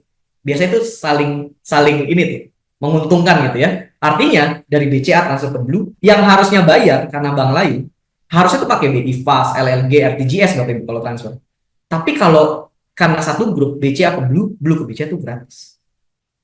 Bahkan kalau mau transfer ke bank lain, banyak sekali bank digital yang memberikan penawaran bebas transfer ke bank lain, harusnya bayar. Ya, begitu juga dengan BCA Digital. Dan beragam rewards lainnya, menariknya, ini bank digital bisa berikan. Dan promonya luar biasa, Bapak Ibu. Karena tadi, efisiensi terjadi, bisa disubstitusi, subsidi ke admin dan promo itu sendiri. Oke, next slide. Dan bagaimana mentransformasi cara kita membayar. Ini juga menarik. Bank digital mentransformasi kalau kita mau bayar PLN, kalau kita mau bayar PDAM, mau beli pulsa, mau top up kuota, itu sebenarnya nggak mesti datang ke counter, nggak mesti datang ke penjualnya. Dan budaya cashless juga diciptakan sama bank digital itu sendiri. Bapak Ibu kalau punya bank digital, mungkin contohnya yang BCA Digital, Bapak Ibu ya kalau mau bayar PLN, PDAM, ya nggak usah ke counter. Di aplikasinya sudah ada metode untuk bayar hal tersebut. Ya. Bahkan yang menarik adalah kartunya itu sebenarnya sekarang udah nggak mesti fisik. Ya, kartu yang biasa kalau Bapak Ibu buka rekening and then dapat kartu, itu biasa kita ngomongin kartu ATM. Bahkan ada yang namanya kalau di era digital sekarang namanya virtual card. Nah, ini juga Blue juga punya nih, BCA Digital juga punya virtual card dan debit card itu sendiri. Menarik sekali mentransformasi bagaimana kita nggak mesti datang kemanapun, duduk santai, bahkan nggak usah mandi gitu ya, kita bisa bayar ini dan itu. Kayak dulu mesti kesini mesti mandi dulu gitu, nggak enak gitu ya. Oke, next slide. Dan saya mau cerita satu hal juga, slide. Bagaimana kita bisa memberikan efisiensi, bahkan cara kita promosi pun kami nggak mau sewa artis. Ada sih akhirnya beberapa campaign kita pakai artis gitu ya. Kami sampai rela-rela bikin digital influencer. Yang kami, sorry itu kasarnya gitu ya, kita minta tolong Beni, Lea, Danuta ini lompat gitu ya. Lompat dari manapun, bahkan yang tempat berbahaya, mereka pasti berani. Karena mereka ya digital. Ya. Jadi kami sampai bikin ikonik seperti ini. Beni si berani investasi, Lea si lebih kaya, Uta si utamakan tadi. Ini digital influencer yang kami buat, yang kalau kami punya produk baru, atau ada campaign program baru, kami nggak perlu sewa artis yang mahal. Kami karena sudah punya artisnya sendiri. Ini juga menarik bank digital bermain di hal ini. Next. Nah ini beberapa contoh yang mungkin saya bisa sharing. Bahkan terakhir, Lea itu masuk ke majalah Cosmopolitan. Non-human pertama yang masuk ke majalahnya manusia gitu ya. Itu masuk tuh.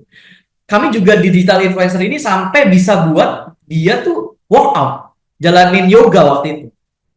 Ya pas lagi syuting, yang manusianya sih sendirian, jujur banget gitu ya. Sebenarnya dia di kiri dia kosong sebenarnya. Tapi ya itu, kalau artis gitu ya, atau talent itu udah biasa gitu ya. Tapi pas lagi di belakang layar selesai syuting, kami masukin aset digital kami. Ya. Bahkan si Uta sendiri kami pernah buat dia ikut lomba Mobile Legend. Jadi kayak Zoom begini, ini saya, ini Uta. Ada pegang handphone dia kayak main gitu ya, menarik. Kita nggak mesti cari pro player untuk main, itu yang jago aja, nggak mesti yang terkenal untuk mainin si Uta gitu ya. Itu juga pernah kejadian. Next. Nah ini contohnya nih, ini kemarin ini pas syuting ya ngomongnya kosong di situ ya, tapi karena kita punya Lea ya aman gitu ya. Oke, next slide. Bahkan kami punya multi call center. Ini menarik.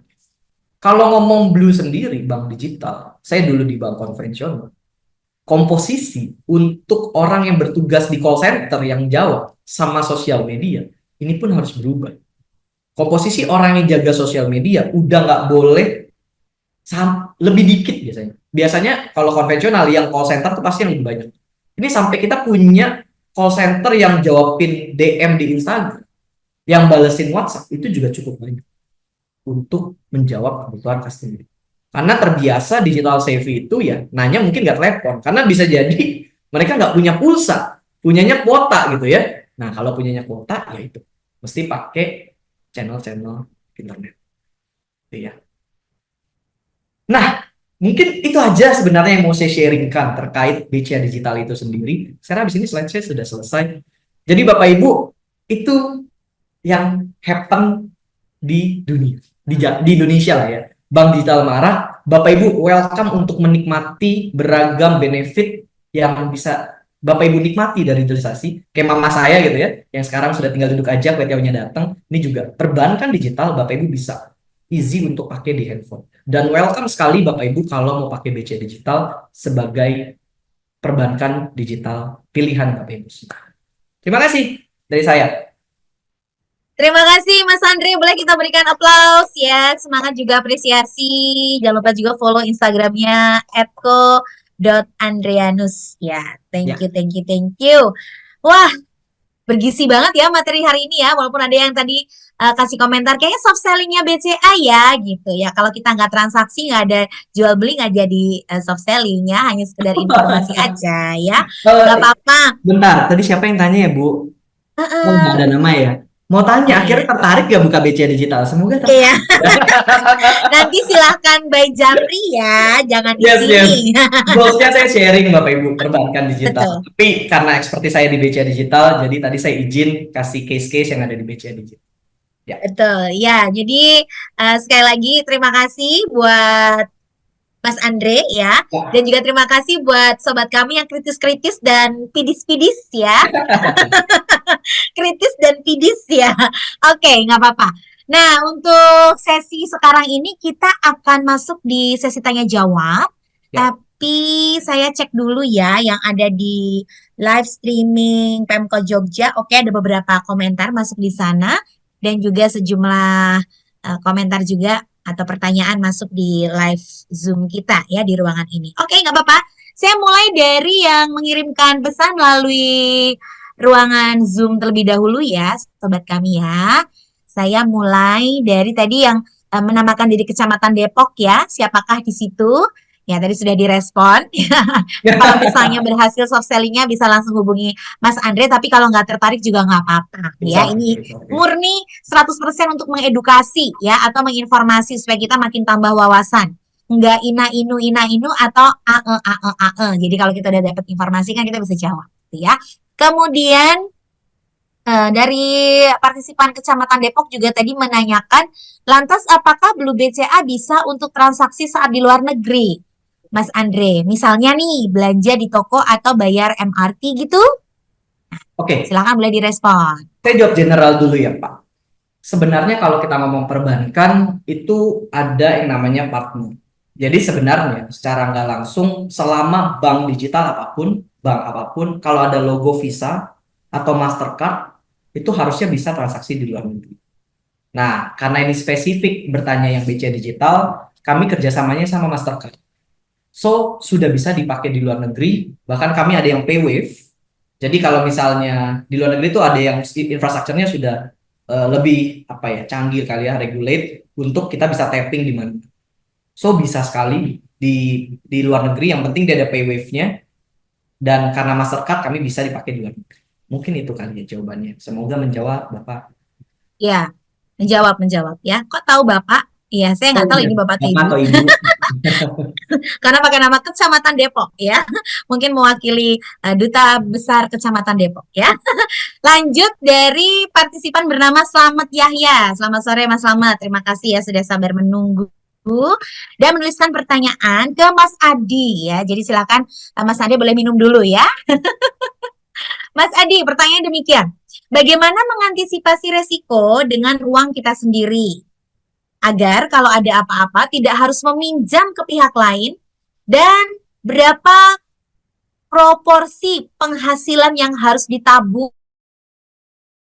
serta berapa dana darurat yang ideal. Tadi dana darurat udah disampaikan 6 kali gaji kita, ya.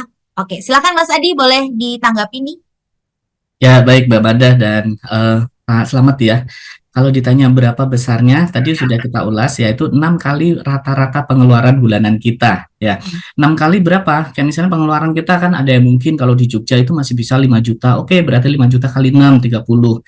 Maka itulah yang harus kita cadangkan dalam bentuk dana darurat, emergency fund, atau kalau nggak mau serem-sereman pakai kata darurat, ya udah dana cadangan kayak gitu ya. Itu yang harus kita porsikan. Nah, tadi kalau saya bilang bahwa harus dipisah dengan rekening lalu lintas, kalau ternyata saya nggak promosi ya, kalau pakai yang kayak digital punya BCA tadi, Mas Andre, ternyata nggak perlu buka rekening lagi, cukup bikin pos-posnya, misalnya kayak gitu. Tapi kalau dengan existing kita punya rekening, itu juga bisa. Saya sendiri, actually sekarang punya 3 rekening, saya pisah. Ada rekening lalu lintas, ada rekening untuk dana darurat, dan ada rekening juga untuk kita misalnya mendonan untuk investasi yang lain, kayak gitu. Ini yang kemudian kita bisa lakukan. Terus caranya gimana? Tadi kita sudah share, caranya adalah kalau kita nggak bisa langsung sekaligus, maka dicicil. Kira-kira mampunya berapa persen sampai dengan angka 6 kali rata-rata pengeluaran bulanan tadi tercapai. Setiap keluarga tentunya punya beda-beda, apalagi teman-teman yang sandwich generation kayak gitu ya. Nah, inilah yang kemudian kenapa tools-tools ini bisa digunakan. Sebenarnya untuk membentengi kita ada banyak di sini, ada 8 rasionya. 8 kesehatannya, tapi tadi saya ulas aja yang memang paling basic-basic dulu. Dana darurat, dana liquid, dan juga porsi asuransi kayak gitu. Itu kurang lebihnya Pak Slamet dan juga Mbak Mada. Terima kasih. Ya, terima kasih Mas Adi. Singkat, padat, jelas ya. Kemudian saya ke pertanyaan di YouTube channel dulu ya, sobat kami yang di Zoom sabar sebentar. Nah, yang di YouTube channel tadi konfirmasi mengikuti acara yaitu dari Sunarni Eko di Kelurahan Gunung Ketur, Yogyakarta. Kemudian Ibu Rini Suharini, terima kasih Bu. Lalu dari Violin Musik Official, mau bertanya nih kepada narasumber. Ini kayaknya spesifik ke Mas Adi ya. Gimana cara mengatasi invisible spending? Sebab rumus gaya berbanding dengan tekanan. Jika tekanan hidup Anda berat, berarti kebanyakan gaya, katanya begitu. Bagaimana cara mengatasi invisible spending? Oke, itu Mas Adi. Oke, terima kasih untuk pertanyaannya. Ini menarik sekali ya, invisible spending, pengeluaran yang nggak nampak. Kita contohkan tadi di awal dengan nama tuyul digital ya kan. Nah, itu maka caranya dengan kita melakukan pencatatan, Bapak Ibu ya. Pencatatan hari gini mungkin teman-teman nggak pakai yang kemudian mau, males nih nulis. Sebenarnya Bapak Ibu cari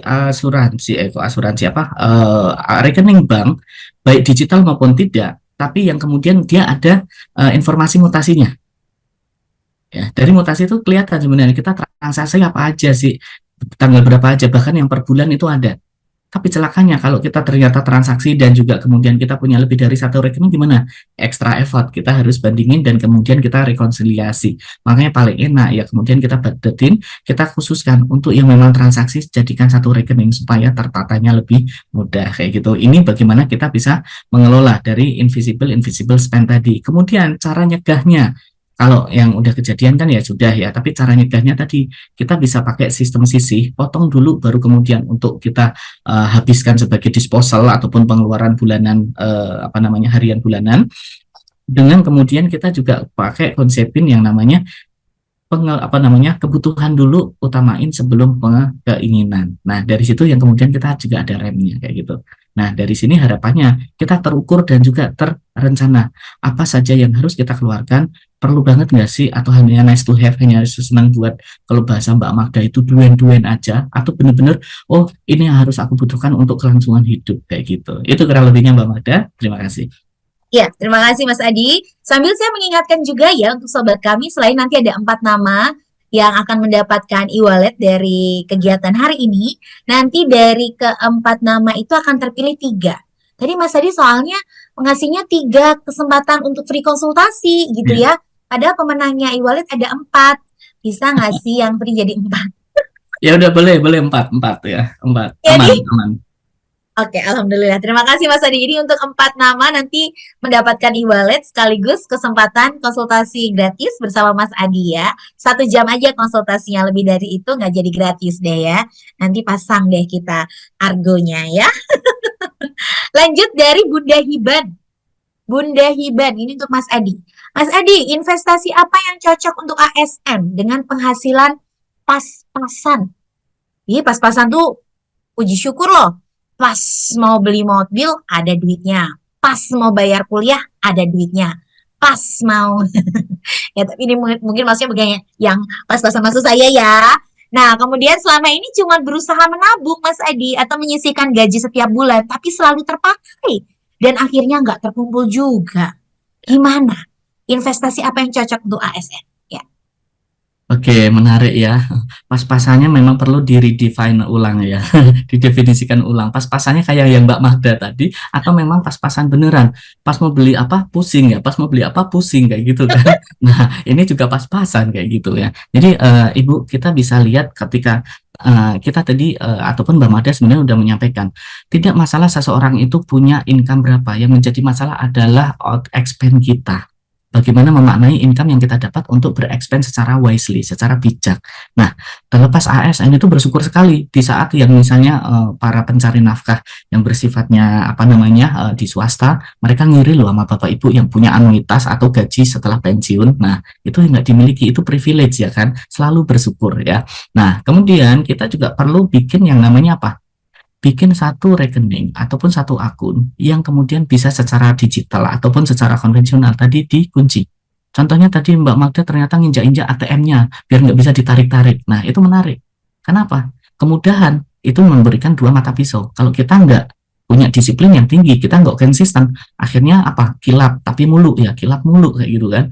Ya udah, oh ada diskon nih, apalagi dulu ya. Kita bisa lihat Harbolnas itu 1 tahun sekali. Sekarang setiap bulan dan tanggal cantik, ya ampun, ya kan?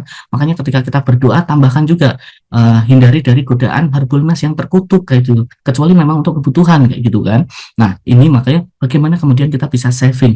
Jadi jangan meremehkan ataupun jangan memandang sebelah dengan ASN. Saya senang sekali, ibu saya juga pensiunan ASN begitu ya, guru TK. Tapi kenapa ibu saya bisa saving? Karena ibu saya juga walaupun nggak mengenal ilmu yang tadi kita sharingkan, hiduplah di bawah dari kemampuan Anda atau hiduplah di bawah dari penghasilan Anda. Nah, jadi kalau penghasilan misalnya Bapak Ibu, misalnya ASN berapa? Let's say mungkin kalau pakai UMR Jogja, saya sebut aja misalnya 2.200.000 ya. Nah, maka hiduplah di 1,8 ke bawah. 1,6 boleh, 1,5 ke, jadi nggak cukup, nanti nggak bisa. Nah, maka memang harus kita juga istilahnya introspeksi, mirroring. Kita gaji sekian, ya sudah, sesuaikan aja gaya hidup kita. Jangan kemudian apa, don't put the other shoes to use ya. Jangan menggunakan ukuran sepatu orang lain. Ya dia bisa apa karena dia mampu, dia bisa apa dia mampu kayak gitu. Dari situlah yang kemudian tadi kita bisa saving. Savingnya kemudian kalau kita nggak punya disiplin, kuncilah. Ya. Yang kemudian harus buku tabungan, repot, atau yang kemudian nggak bisa ditarik-tarik. Nah, kalau saya misalnya, ini di luar dari konteks ada Bank BCA Digital ya, saya kadang kemarin itu, ini curcol dikit, Januari saya uninstall toko hijau. Tapi dari uninstall toko hijau yang tadinya cuma hanya nice to have ketika ada promo atau apa, saya masukkan ke ini emas digital ya. Emas digital ternyata sekarang ya bersyukur banget saya lihat, kok udah lebih dari 50 gram nih. Nah, asik banget kayak gini. Yang tadinya duit udah hilang kayak gitu, nggak tahu jadi apa, jadi akhirnya ngumpul. Nah, karena saya males tuh kalau mau narik itu bisa sebenarnya, tapi T+2 langsung masuk ke rekening BCA. Tapi akhirnya malah jadi saya downin aja kayak gitu. Nah, itu salah satu cara untuk bagaimana kita bisa ngerem pengeluaran. Terus kalau misalnya apa yang cocok menurut saya adalah yang bisa mengalahkan inflasi. Inflasi saat ini berapa? Biasanya inflasi itu akan beriringan dengan bunga deposito. Maka Bapak Ibu carilah yang investasi yang di atas dari bunga deposito. Itu saran saya. Supaya apa? Ya minimal kita ada cuan-cuannya. Masa iya sih duit kita kegerogoti kayak gitu kan. Itu kurang lebihnya. Terima kasih. Iya. Wah, luar biasa tuh tadi doanya Mas Adi bisa ditiru ya. Jauhkan hambamu dari godaan flash sale ataupun Harbolnas yang laknat itu ya. Kalau saya doanya begini, ya Tuhan, kuruskan badanku, gemukkan dompetku ya, jangan terbalik gitu. Tapi rahasia deh hasilnya ya. Biar Tuhan dan saya yang tahu.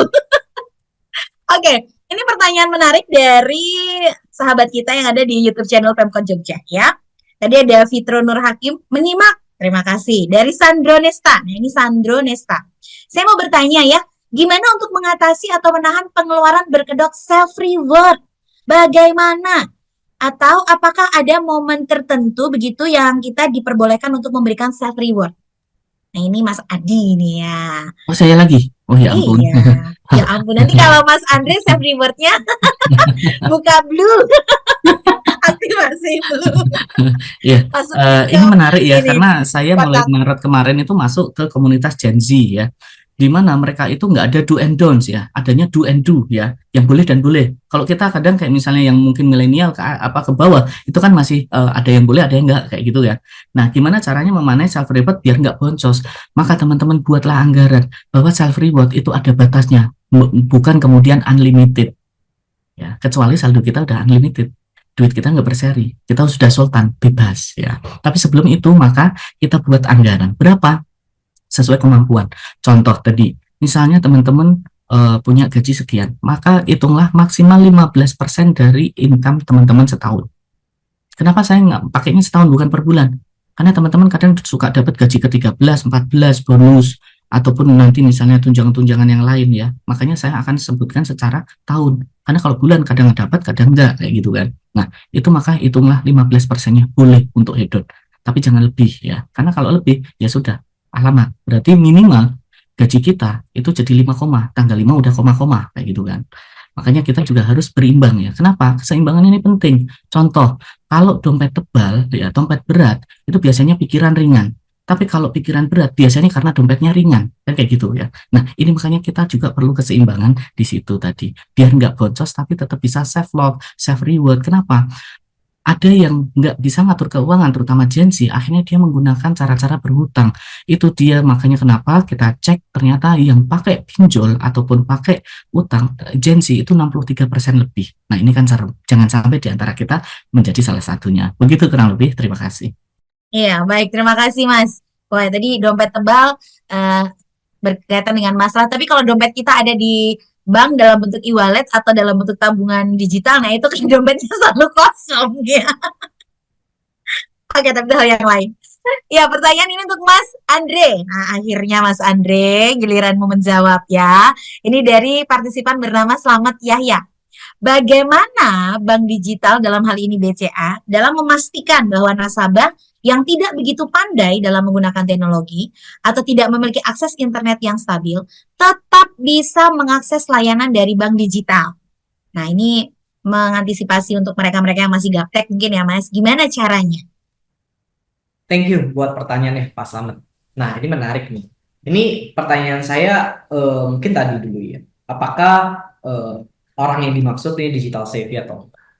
Ketika memang digital savvy, artinya gini, saya mengkategorikan sebenarnya ada yang hidup di era, dia lahir di era digital, digital native, sama ada satu lagi itu yang saya lupa istilahnya, tapi yang jelas dia berjuang, dia tetap mau mengikuti era digital. Ya. Walaupun memang agak lebih susah dibanding ponakan saya yang bisa skip YouTube padahal saya ngajarin gitu, Mbak Magda gitu ya. Nah, tapi dia mau mencoba. Nah, ini saya asumsikan yang ditanya itu adalah mereka-mereka yang memang mau mencoba digitalisasi. Ya. Nah, ketika mau digitalisasi, ini sebenarnya bagian dari strategi bank digital itu sendiri. Kalau BCA Digital, Bapak Ibu, kami selalu punya semangat. Ingat nggak masa-masa di mana kita tuh dulunya SMS, and then kita ganti ke WhatsApp. Kenapa kita mau ganti ke sana?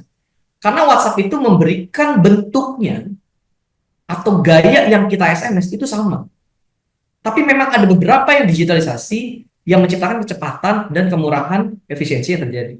Nah, ini sebenarnya bagaimana kalau ngomong BCA, kali ini tanyanya BCA ya. BCA Digital itu berusaha untuk membuat segala transaksinya itu seperti yang pernah kejadian. Ya.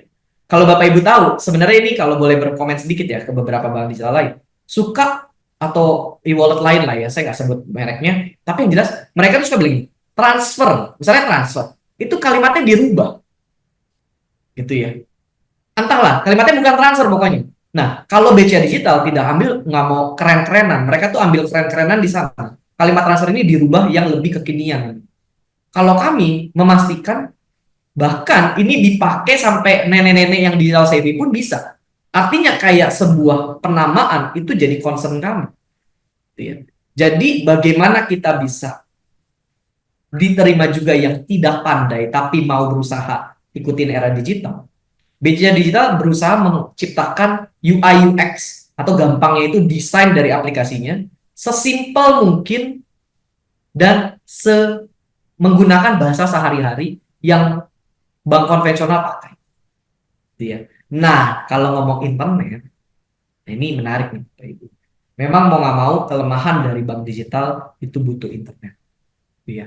Nah, yang bisa kami lakukan itu hanya mencoba membuat teknologi yang tidak menggunakan internet yang banyak. Sehingga jadi ringan. Dan Bapak Ibu silakan kalau memang mau dicoba, saya pribadi berani jamin kalau pakai BCA Digital itu lebih ringan. Karena kami sudah memasang teknologi ketika mengambil internet tersebut, yes, mungkin lemot, tapi berusaha tetap bisa tercover untuk pakai layanan. Tapi kembali lagi, sebenarnya kalau ngomong app sendiri, perlu sekali internet yang stabil. Mungkin itu kali ya. Yang bisa Baik, terima kasih Mas Andre. Ini masih ada pertanyaan juga sih buat Mas Andre, tapi sesuai antrian ya, mohon maaf ya. Tapi saya sudah antrikan untuk nanti dibaca. Pertanyaan dari Rosendah Rahmawati. Oke, saya tiba-tiba ingat untuk partisipan yang tadi menunggu untuk link presensi, sudah ada di kolom komentar ya atau chat Zoom ini, silahkan nanti diisi link presensinya ya. Oke, kembali ke Rosendah Rahmawati, bertanya ini untuk Mas Adi nih. Antara tabungan dan investasi, manakah yang lebih cocok untuk kami kalangan mahasiswa? Kemudian jenis investasi apa yang paling cocok? Lagi-lagi kalangan mahasiswa. Lalu bagaimana cara menentukan jumlah uang yang sebaiknya diinvestasikan oleh mahasiswa setiap bulannya? Silakan Mas Adi. Ya, menarik ya kalau kita ngomong mahasiswa. Saya hampir setiap saat juga ngisi mahasiswa dan besok tanggal 15 itu seminar nasional juga di depan mahasiswa ya. Nah, ketika kita ngomongin bagaimana baiknya nabung atau invest, ini dua terminologi yang harus kita bedakan dulu. Nabung atau saving itu lebih kepada kita menyisihkan uang dan kemudian ngendon. Di saat dari mulai 1913 kalau nggak salah ya, mulai tahun 1913 itu muncul di ekonomi global yang namanya inflasi, yaitu apa? Nilai tukar yang bisa tergerogoti oleh nilai tukar yang berbeda atau menurunnya, menyusutnya nilai tukar. Nah, jadi ketika kita nyimpen dalam bentuk uang, berarti wise enggak? Ketika dalam bentuk jumlah yang mungkin lebih banyak dari yang kemudian kita memang untuk transaksikan atau lalu lintas jenak, berarti enggak cocok. Maka tadi kita sebut nabung itu maka menjadi tidak cocok karena tergerus inflasi, nilai tukarnya gembos. Ya, lantas bagaimana? Nah, yang cocok adalah memang berinvestasi. Tapi investasi tadi teman-teman sudah mungkin boleh tulis di kolom komentar apakah ada yang hasilnya konservatif, moderat atau agresif. Nah, dari situlah investasi yang cocok apa. Bahkan even itu untuk mahasiswa sekalipun. Kenapa? Kalau mahasiswa itu waktunya masih panjang. Kalau memang dia di moderat atau sampai dengan ke agresif, saya sarankan yang high risk pun boleh selama itu fundamentalnya bagus. Bahkan saya kemarin seminggu di Bali ya ada acara Coinvest, yaitu acara kripto. Saya mulai masuk untuk belajar tentang kripto di sana. Itu anak-anak muda yang kadang masih kuliah. Saya tanya mereka sebenarnya punya aset berapa? Ini Mas, saya hampir 10 Bitcoin. Wow, saya kaget. Kebayang nggak sih hampir 10 Bitcoin? Kalau sekarang 1 Bitcoin 1 M berarti hampir 10 miliar. Ya, itu anak muda, Gen Z, ya kayak gitu. Jadi artinya maka kalaupun ya nggak kayak gitu, mungkin seperti saya dulu waktu pas kuliah, kita mengenal dengan program PMDK, program makan 2 kali biar hemat kayak gitu kan. Nah, saya biasanya apa? Ya kemudian saya sisihkan untuk kemudian yang tadi bisa mengalahkan inflasi. Cocok nggak kalau di emas? Boleh, karena emas biasanya akan dia mengalahkan inflasi dan di atas dari deposito biasanya. Apalagi 1 tahun belakang ini kenaikan emas berapa Bapak Ibu teman-teman? 31%. Nah, serem nggak sih? Naiknya hampir setara dengan investasi di saham. Terus kayak misalnya tadi cocoknya untuk apa? Maka sebelum investasi, Bapak Ibu teman-teman, terutama yang bagi mahasiswa, tanyakan kepada diri sendiri. Saya pengen investasi, atau saya pengen nabung buat apa? Kasih ruh di dalamnya, yaitu tujuan. Tujuan kita mau ngapain? Kalau cuma misalnya karena nggak punya tujuan tapi biar duit nggak habis, ya taruh. Tapi biasanya kurang kuat.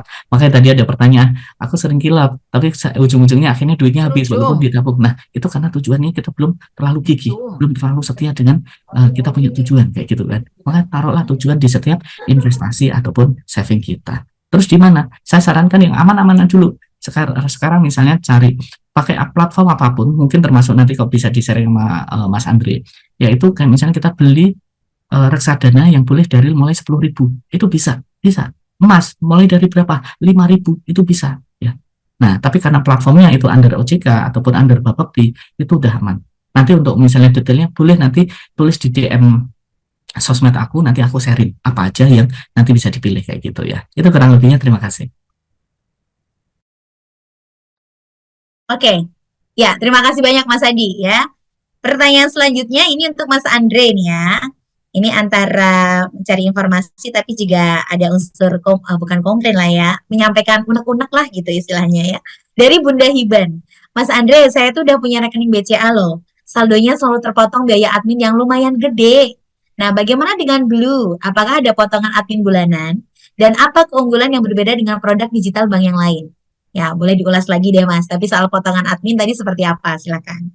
Baik, terima kasih buat pertanyaannya. Nah, ini menarik. Berarti bisa saya simpulkan Bunda Hiban ya. Bunda Hiban. Sudah punya BCA. Dan thank you ya Bu, sudah punya BCA. Dan saya sangat suggest kalau sudah punya BCA, apalagi tadi kena biaya admin, maka kayaknya kurang oke Bu kalau nggak punya Blue. Karena Blue sudah tidak ada biaya admin. Jadi Ibu sudah bayar biaya admin di BCA, punya Blue nggak kena biaya admin, lengkaplah sudah layanan yang Ibu miliki dari grup BCA. Jadi tidak ada biaya admin ya Bu. Terkait tadi ada pertanyaan satu lagi, keunggulannya. Nah ini, kalau Ibu tahu beberapa bank digital lain itu, nah ini sorry itu ini saya ngomong fakta lah ya. Saya mungkin tidak menjelek-jelekan tapi saya ngomong fakta. Faktanya ternyata banyak bank digital lain yang bermunculan itu dengan parent company. Kalau gampangnya itu apa ya? Orang tuanya itu latar belakangnya bukan dari perbankan. Latar belakangnya dari marketplace, let's say. Nah, sebenarnya Ibu bisa pertimbangkan. Apakah Ibu mempercayakan bank digital tersebut yang parent company-nya marketplace untuk Ibu tempatkan dananya? Nah, itu saya kembalikan lagi ke Ibu. Kalau saya pribadi, saya lebih percaya yang parent company-nya tuh punya bank dan bank besar. Nah, sebenarnya yang paling spesifik kami punya keunggulan dibanding bank digital lain adalah bank digitalnya BCA Digital itu milik BCA. Jadi kalau ngomong dijamin sama LPS gak? Yes, dijamin LPS. Nah kasarnya ini juga dijamin sama BCA. Gitu Bu. Itu yang paling spesifik perbedaan sama bank digital lain. Sisanya mungkin saya bisa cerita kayak promonya, and then fitur-fiturnya pastinya banyak keunggulan dari itu sendiri. Tapi titik tertingginya menurut saya yang paling mantap dari BCA Digital itu punyanya BCA. Semoga menjawab Ibu. Baik, terima kasih Bunda Hiban untuk pertanyaannya. Juga terima kasih Mas Andre buat jawabannya. Lalu masih ada sejumlah pertanyaan yang masuk. Ini kita tanggapi langsung untuk Mas Adi ya. Oke, Mas Adi, ini pertanyaan dari Muha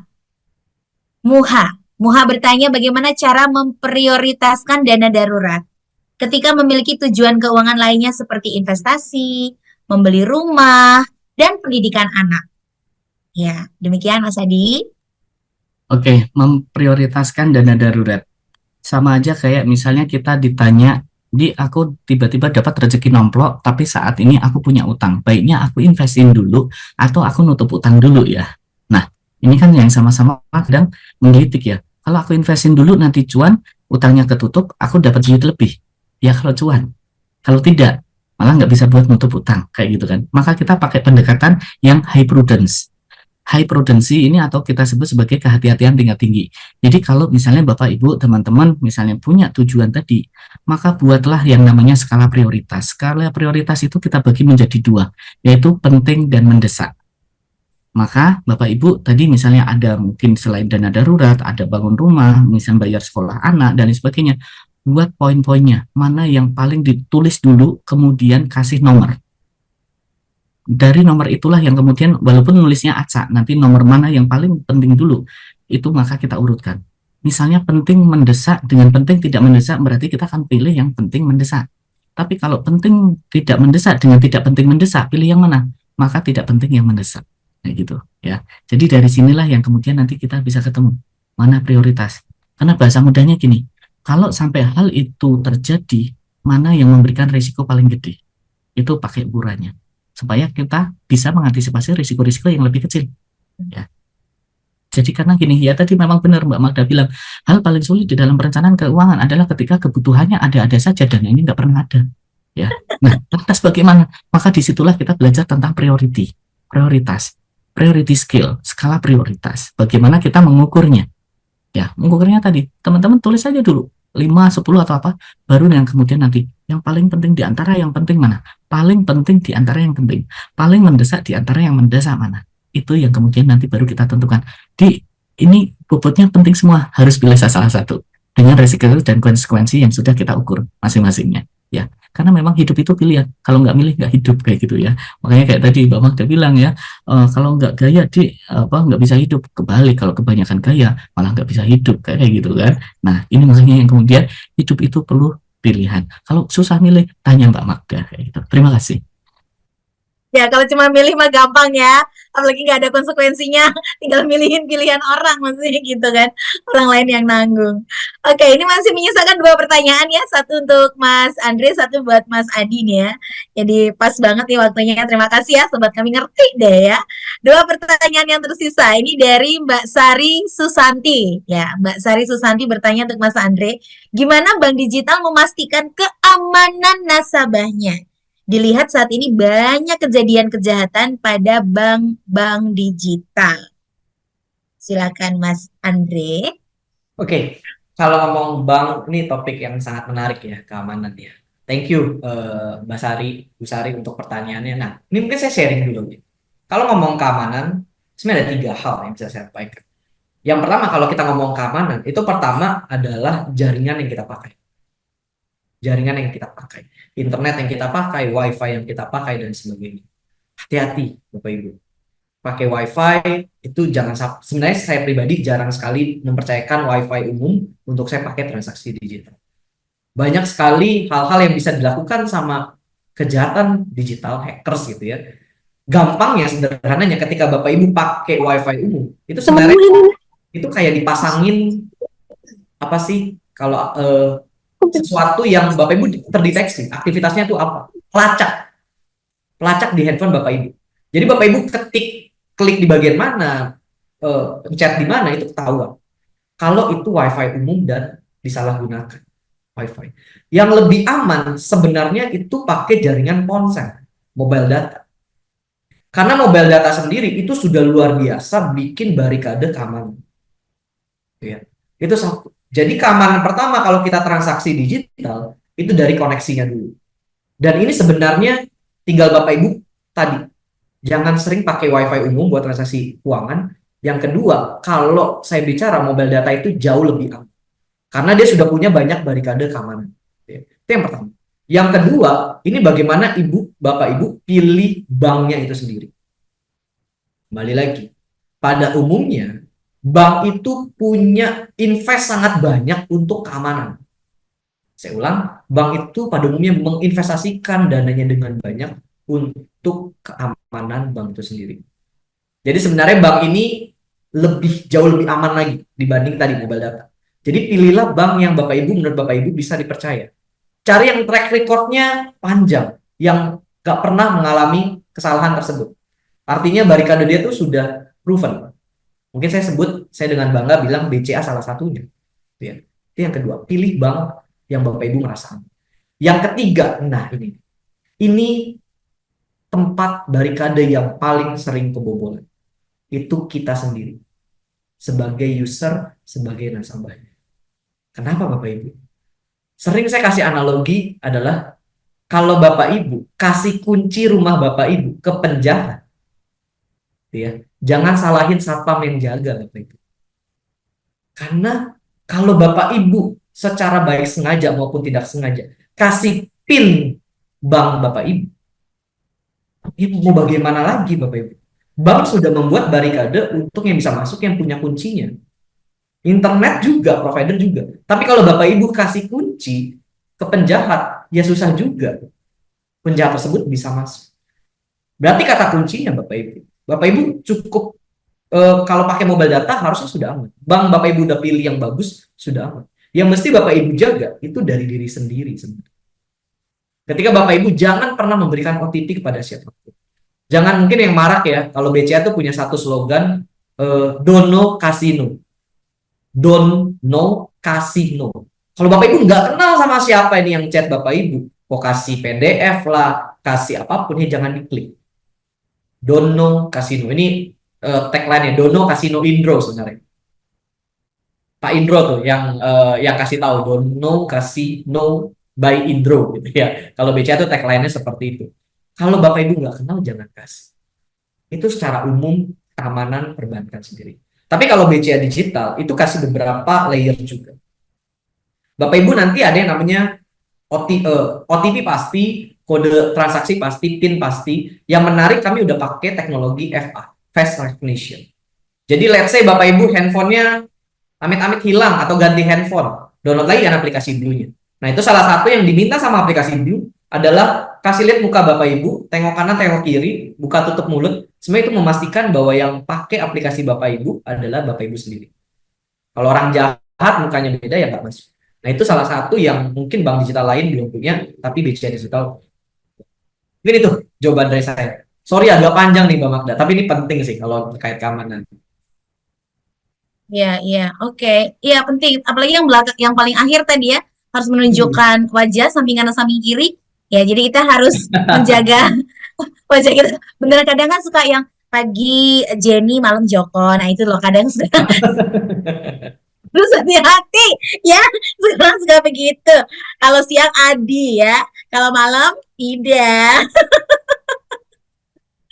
Oke, bercanda, bercanda, bercanda ya. Baik, satu pertanyaan terakhir ini sebagai pungkasan kita ya.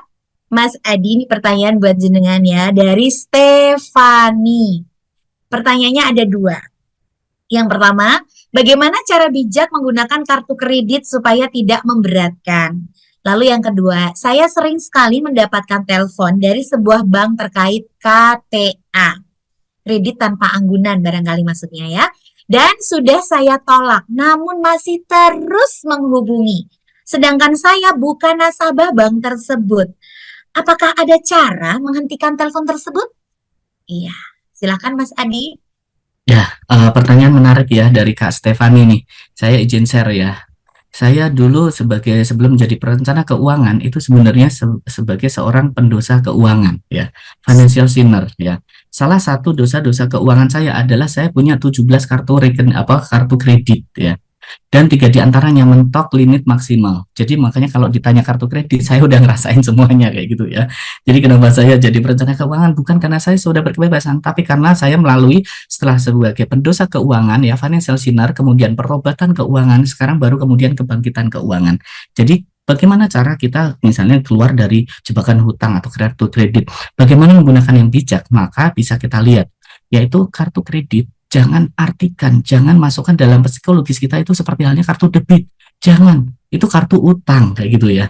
Ini serem banget, karena sekali kita kayak misalnya pakai kartu kredit, Mbak Magda deh, kok enak ya gesek-gesek, baru nanti kagetnya pas mulai tanggal billing. Ternyata kok gede banget ya, emang buat apa aja kayak gitu kan. Apalagi nggak melakukan pencatatan itu. Terus yang kedua, pemikirannya, lantas aku mau bayarnya pakai apa? Mau dicicil ataupun kemudian harus aku lunasin? Maka bijaknya ukur kapan saatnya kita pakai utang, kapan enggak. Nah, tadi bukan berarti nggak boleh pakai utang ya, tapi ukur kalau memang kita punya cash kita cukup, nggak keganggu cash flow kita untuk harian ataupun bulanan, maka cash yang utama. Tapi kalau enggak, ada beberapa kasus, beberapa teman saya menggunakan dana daruratnya adalah pakai kartu kredit, boleh, tapi harus hati-hati, karena itu adalah corong utang. Meskipun kartu kredit masih lebih manusiawi ketimbang pinjol. Kenapa? Nggak nge-share phone book kita, nggak nge-share hal-hal yang di luar kita kayak gitu ya. Nah, ini yang makanya kita juga perlu tahu. Tapi tahu nggak sih bunganya berapa? Bunganya dihitung per 15 hari teman-teman. rata-rata bunganya adalah 2,25%. Yang masih agak masuk akal sih 2,25 kali 2, karena biar 30 hari berarti berapa? 4,5%. Masih lebih separuhnya dari pinjol tadi yang 9%. Tapi tetap aja bunga. Ya, berarti kita harus keluar lebih. Orang yang berhutang itu seperti halnya budak seumur hidup. Dia harus memperkaya tuan peminjam uangnya. Kita padahal nggak mau itu. Ini makanya yang kemudian mindset harus kita masukkan juga. Dan bijaknya adalah ketika mungkin kayak tadi ada pertanyaan, bisa nggak dipakai di luar negeri? Mas Andri bilang pakai master atau visa, itu bisa. Nah, itu baru kemudian boleh itu ke luar negeri, karena ada kalanya kita pakai bank-bank himbara kita, itu nggak mempan di luar negeri ya. Nah, makanya kita juga bisa pakai alternatif itu. Kemudian yang ketiga, bagaimana kita bisa melihat kalau memang kita utang pakai kartu kredit, kita harus nyiapin sebelum utang. Bagaimana kemudian kita bisa lunasinya, karena banyak orang yang melakukan berani utang nggak berani nyicilnya ya. Jadi namanya jadi kayak KTA tadi, kredit tanpa angsuran ya kan, cuma bisa kredit tapi nggak ngangsur kayak gitu ya. Ini yang perlu kita kemudian sadari juga ya. Kemudian bagaimana? Nah, ini saya lihat kan contoh-contoh misalnya beberapa dosa-dosa keuangan saya dulu ya, banyak sekali. Saya nggak pernah nyicil rumah, saya biasanya hedon, traktir temen, yang nggak pernah berinvestasi kayak gitu ya. Jadi begitu sekarang akhirnya ternyata penting ya untuk berinvestasi. Nah, sebelum menjawab ke yang dua tadi, nambahin yang Mas Andri sampaikan, kadang kita juga terjadi kasusnya ini, data pribadi. Ini malah kemarin sempat saya sama itu temannya Mbak Magda di TVRI, kita sharing terkait dengan perlindungan data pribadi. Orangnya sendiri lack of attention. Apakah Anda akan boleh apakah aplikasi ini boleh mengakses phonebook Anda? Main iya aja. Ini yang bahaya, ya kan, lack of attention tadi. Sehingga akhirnya kebobolan. Gunakan sandi unik. Nah, ini yang menarik. Apalagi kalau menurut OJK itu camilan yang boleh kamera, mikrofon, dan location doang. Kalaupun udah nggak boleh. Nah, ini makanya yang kemudian kita juga perlu aware. Kemudian yang kedua, saya sering sekali mendapatkan telepon dari sebuah bank. Ini maka tadi yang kalau kami sampaikan, adukan nomor tadi dan tanyakan dari bank mana. Kenapa? Sama aja. Itu kalau misalnya kita menggunakan kayak KUHP nomor berapa? Mbak Magda? 355 ya. Perbuatan tidak menyenangkan atau mengganggu ketertiban umum ya, mengganggu privasi. Itu juga bisa masuk di ITE. Nah, nanti bisa tanya teman-teman di Kominfo di sini ITE seperti apa undang-undang detailnya.